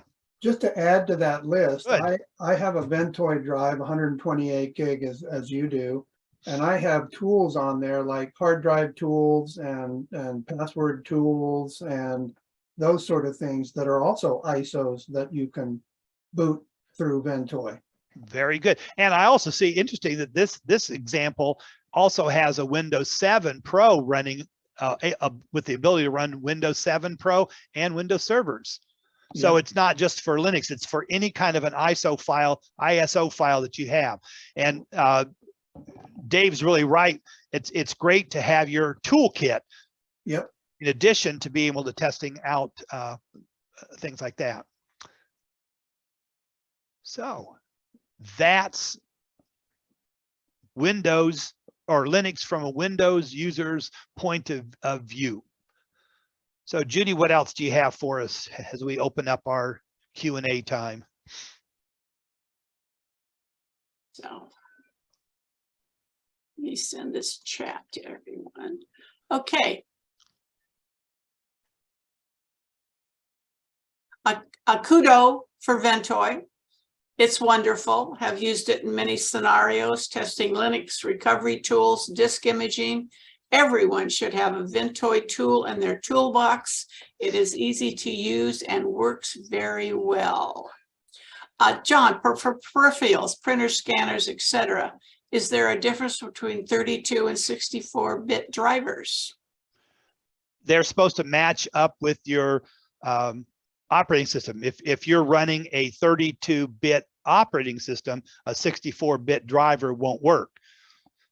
Now, you only have to worry about that because if you have a very old desk laptop that you found that might still be a 32-bit, so then you have to make sure that you do your 32-bit drivers to Like match that, it up. like that 20-year-old printer? Well, it's more or less the operating system that you're running. Oh, that's right. Yeah. This question is for Cal. Is there a site that would tell which Linux distro is better to install on an AMD or Intel motherboard? I don't know of any. John? No, because it's your choice. I have them on both. I've had them. I'm an AMD person now, but I've had them on an Intel machine and a AMD. So you have to decide which brand of processor you want, and then load it. It's more the other specs of the computer, the amount of RAM you have and the processor that you have, level of the processor. But I've put Linux on both brands. Cool. Please close the chat box and let's open mic it. So just to add to John's comment there, if you notice when you go to do an ISO download, it says AMD 64 or AMD 32. So that's already telling you that you can use it on either one. AMD came up with the technology. Yeah, there you go. So, Yay for AMD. but any x86 will run. It's x86 architecture. And a lot of us have said, they haven't built a 32-bit processor for almost a decade. So it'd have to be a really old printer or really old computer to be still running that. The other thing just to point out that I've run into is that it's with virtual machine, that I had a laptop that was 64, but it wasn't a true 64. It was an Intel Core 2 Duo. And I could not run 64-bit virtual machines. I had to run 32-bit ones. And that caused a problem when some distros dropped 32. So I couldn't, install those on a virtual machine on that computer. I don't see any raised hands up there, you guys. This is the time for you to ask those pertinent questions. And Jerry Crow from Phoenix has one. Good morning, good afternoon. I'll turn on my video here. Whoops, hold on. I have 3 or 4 very quick questions. In one of the presentations, the word container was used frequently. Is that the same? Is that definition in this presentation in the same definition as a container in like a cloud container with Kubernetes and all that? Or you're just using in the classic sense of a container? Well, if you can't answer it, then that means there's no relationship, because that is a term that is used frequently in cloud computing. Container. Right. Well, Okay. the container is the fact that the software that Snaps and Flatpak, everything you need is in that container. There is no dependency on something else that's on your computer. It all is contained inside that. Okay, thank you. And I think that's what Snaps and Flatpaks have a hypervisor type system.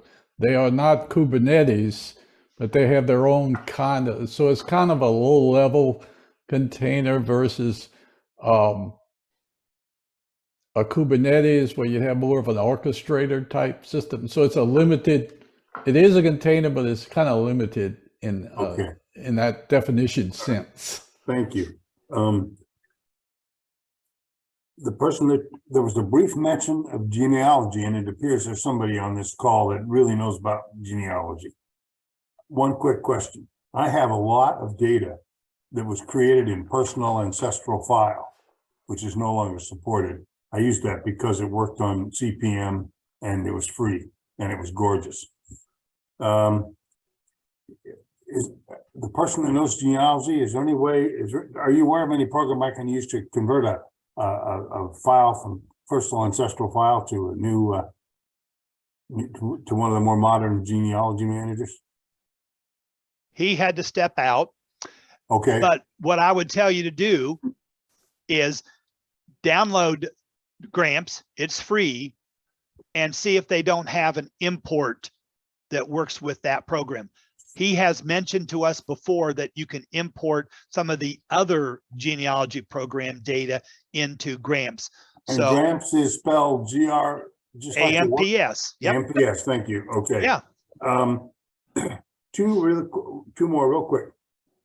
The Ventoy disks, the thumb drives, I assume Ventoy puts a bootable, put 2 or 3 ISOs out there, You stick it in your computer and you change the BIOS settings to boot from there, and you get that menu that you showed. Is that correct? Correct. So Ventoy creates a bootable USB stick. Right, and that's why when I put mine in, it showed that Ventoy was still on there. Because Windows couldn't get rid of that because it didn't see it. So yeah, there are 2 partitions on there. One partition is the Ventoy program, and then the other partition is where you store all the ISOs. All right. Last question for you Linux fanatics. Yeah. Well, I will tell you, I did Unix sysadmin for years with command line interface. I've used Red Hat. I've used all of the Linux versions back in the earlier life. But I'm still not in any way convinced to switch to Linux as my working machine unless I can't get Windows updates anymore, because I'm not going beyond 10. But the question is, have any of you guys used or ladies used Windows subsystem for Linux? Is that any good? I have used it. I find it fairly easy to use because you can see all your Windows hard drives if you have multiple drives, so you can store stuff back and forth. But I have found some limitations, and I can't remember specifically what they were. Some of the command line stuff that you're used to, like writing a script in Debian or whatever, I didn't find that they work the same way. Okay. Thank you, Dave. I know programmers use it a lot. I have no intention of really using it. I've got Mint running in a VMware player, and anytime I want Linux, I'll use Mint, but I was just curious. Thank you, Judy. Mm-hmm. And I would do the opposite. I would probably run Windows in a container instead. I knew you were going to say that, but that's okay. I'm going to skip to John Metcalf. He might have an answer to the genealogy question. If he doesn't, you don't get to ask a question. Yes, I have an answer for you. Almost every genealogy program that I'm aware of can export your data as what's called a GEDCOM, GEDCOM. That's right. It's a standardized format. I don't think it can handle pictures, but it can handle almost everything else. And you can import it into everything that I'm aware of. I'm not familiar with Gramps, so I can't answer that. But I know you can upload it to Ancestry if you're so inclined, and you can upload it to MyHeritage and other places like that.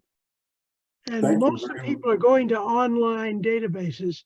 The downside of that is, like, if you upload it to Ancestry, that data is now belongs to Ancestry. They can do what they want with it. My partner, thank you very much. I'd forgotten about GEDCOM. You're right. I'll pursue Well, that. it's not something you use every day. I understand. And as Judy would say, we will ask Orv, and then in the follow-up material that you'll get, if your name matches the blah, blah, blah, we'll see if he has the answer to that too. Speaking of Ancestry, my partner, she's uploaded her stuff, but I'll never put never go put a blood sample to Ancestry, not any ever. I do not want my DNA data on CODIS. So. Okay, then I have a question. Have you gone into whatever company that you got your DNA results from and told them what you want done with it when you're no longer here, you want it destroyed, or you have your partner, you've given her access for it when you're gone? You have to do that. Yeah, that's not a bad idea. I'll discuss that with her the next time I'm talking to her. We do not live under the same roof. Or one of your kids, or the stranger down the street, whatever. But you you need to take care of that, Jerry, right now. All right, thank you. Okay. You're welcome. Randall, over to you. My question is about Ventoy. Ventoy is I know you can use it to run the ISO in its raw form. Can you set up space for permanent storage of files on the USB and maybe install applications or settings, and will they carry over for another time that you boot it up? I would have to go and look at all their documentation because it's a huge list. It's a very well documented place. So go to Ventoy and .net, hit documents and check it. You know, that wasn't, you know, my intentions is just to use, like Dave does, either my toolkit or my distros that I want to play around with. Okay, but thank you. If the Ventoy can allow for persistence, then it would be able to, but we'd have to look that up. I would Thanks. think the answer to that question is no, John, because the ISOs, you'd have to modify the ISO. And I suspect when you're running, it loads the image off the disk and then runs in memory, and then all the changes are lost when you turn it off. But Right. that's just my opinion. Yeah, but you know, there are a couple of programs that will, and it may even be Balena that has the ability to create a persistence so that when you make changes, it stays with that one. But I'm not an expert on that. But the difference there, John, is that it's not, when you create that image through Balena Etcher, is that it's creating an actual bootable system, not an ISO. That's right. That's why it's so easy this way, because you just copy the ISO over, no installation and no creating anything. You just copy it over. Correct. And then all those little files that I said were there that they used to make it run. Right. Great. Thanks, Randall. Cool. Rod, Two comments. One is I've uploaded a JEDCOM into Gramps and it works fine. And it's the same JEDCOM has been switched between Ancestry and between Roots Magic and a couple others. So that function works. The second Perfect. comment is I just wanted to thank the entire crew of presenters. I've converted 2 PCs and 1 Mac as a result of these couple of presentations, and they all work superb. One thing I've observed is I put solid state drives in all 3 computers. The 2 PCs, one has an i7 and one has an old Celeron. Celeron's a much slower one, of course. And the Mac also was an old Mac MacBook Pro, and it has a i7 in it also, and they're powerhouses. They boot up in about 22 seconds and they're ready to go. So that was it. Thanks a great deal. It's been a big help. Thank you. I like that, you know, positive comment about that. okay, you guys on the team, how about that? Pat yourselves on the back like crazy with both hands. Too cool. Or flap my penguin wings. Very good. Oh, and by the way, John, I love the 3 penguin, 2 penguins. That was such a cute way Isn't to. it? Yes, it is, because it makes you smile. Drew, your turn. I just wanted to answer that other gentleman's question about persistence. Good. The program called Rufus has the ability to create a persistent partition. And I typically use a 16 gig drive and allocate 8 and 8, 8 for the operating system and 8 for the persistent partition. And you can install Linux updates, you can install software, you can make bookmarks in Firefox, and you can bring it from machine to machine to machine and use it as a portable bootable Linux drive. Yeah, that's good. I knew there was one that did that. I just couldn't remember which one. And you know, whether or not Ventoy can do it, I agree with Dave now that he mentioned it, that since it's just an ISO that's on your thumb drive and they make it run into your computer, that probably can't. But if you're wanting one, yep, go with Rufus or check Etcher. And the key word is looking for something that will create a persistent. Correct. Thanks, Drew. Welcome. Andy, Yeah, on the topic of persistence, Ventoy does support persistence, Hey, but they do it through what they call a plugin. If you go to that ventoy.net, under plugins, there's a whole list of them down the side.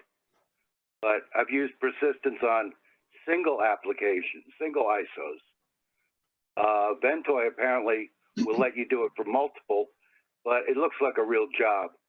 because you're playing around with these JSON files, and I don't know, I can spell JSON. That's as far as I go. Me too. But they do offer it. Great. Cool. Thank you for letting us know. Come here, you guys might want to just cross that off your list. On to John. Got any snow yet, John?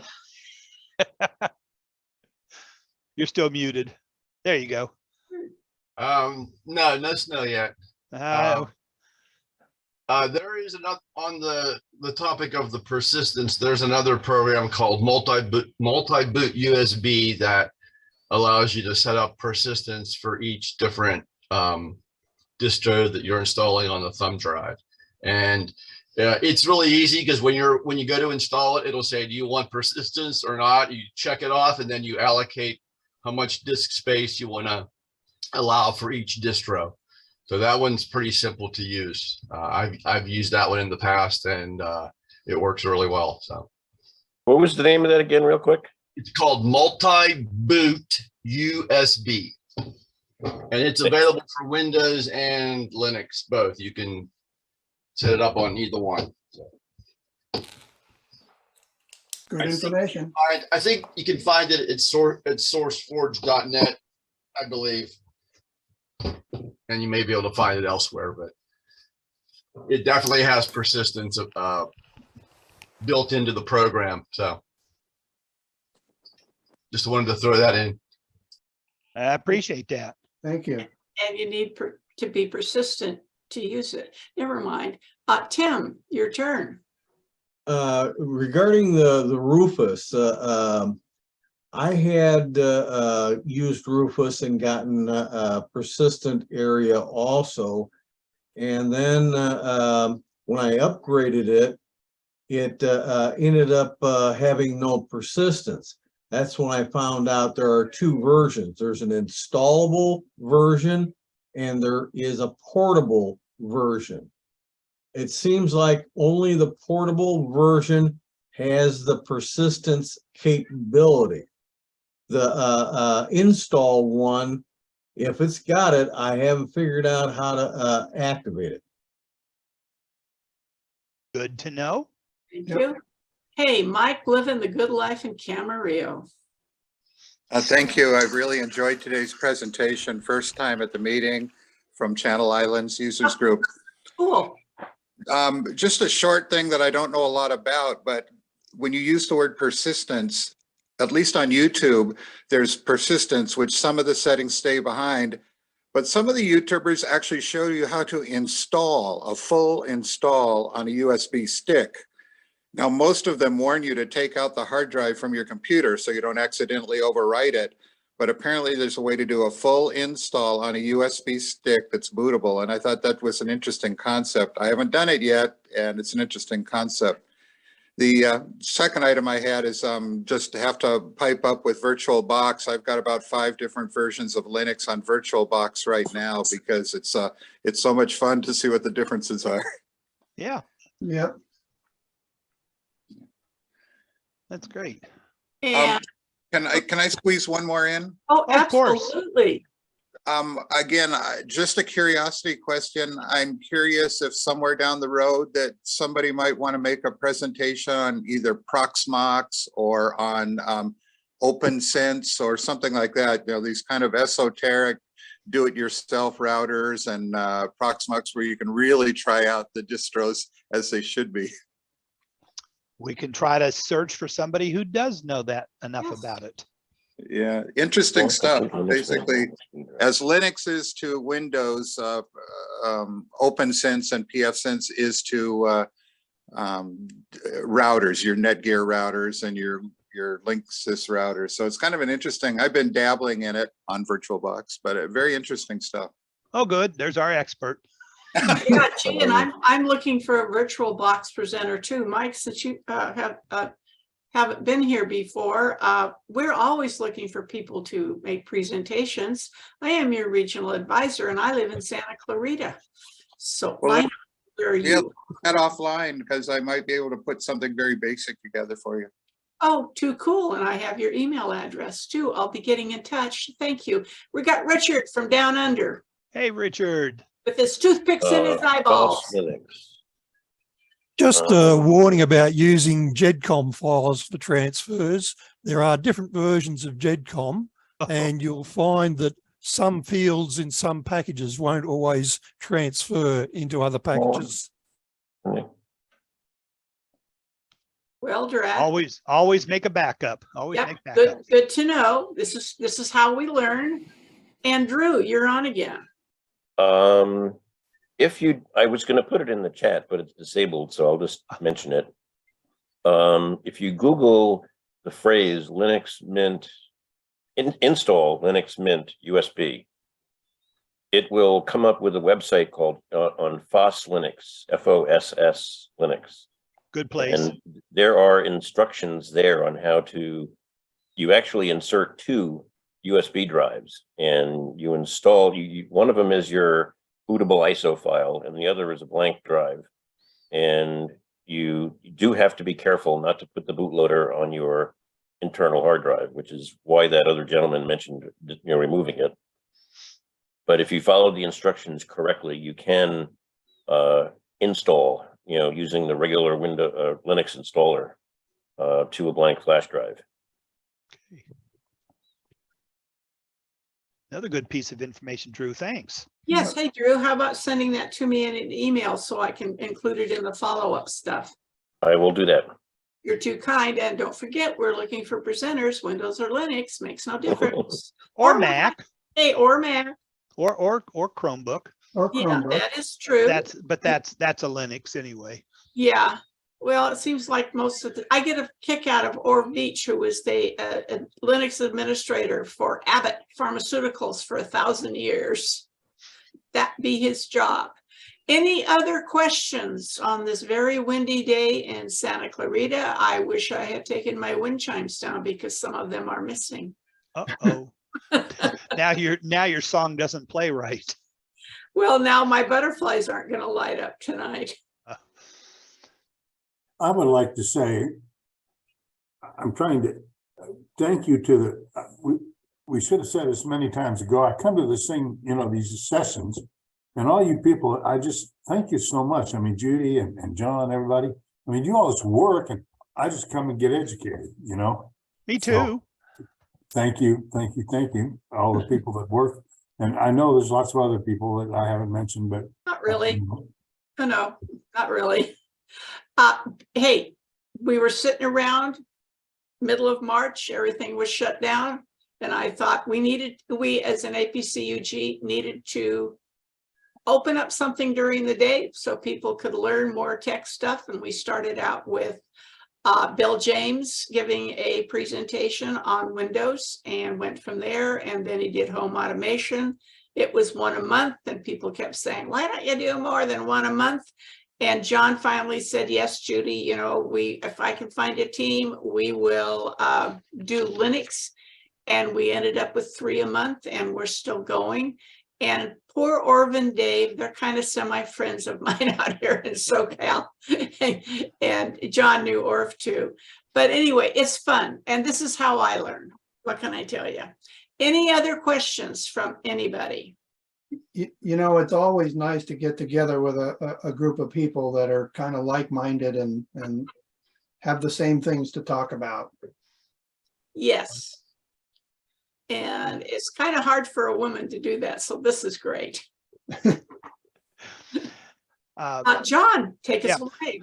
Well, I will mention that Learning Linux will be back next month. We weren't going to do it, but then we were having some trouble trying to get some other fill-ins.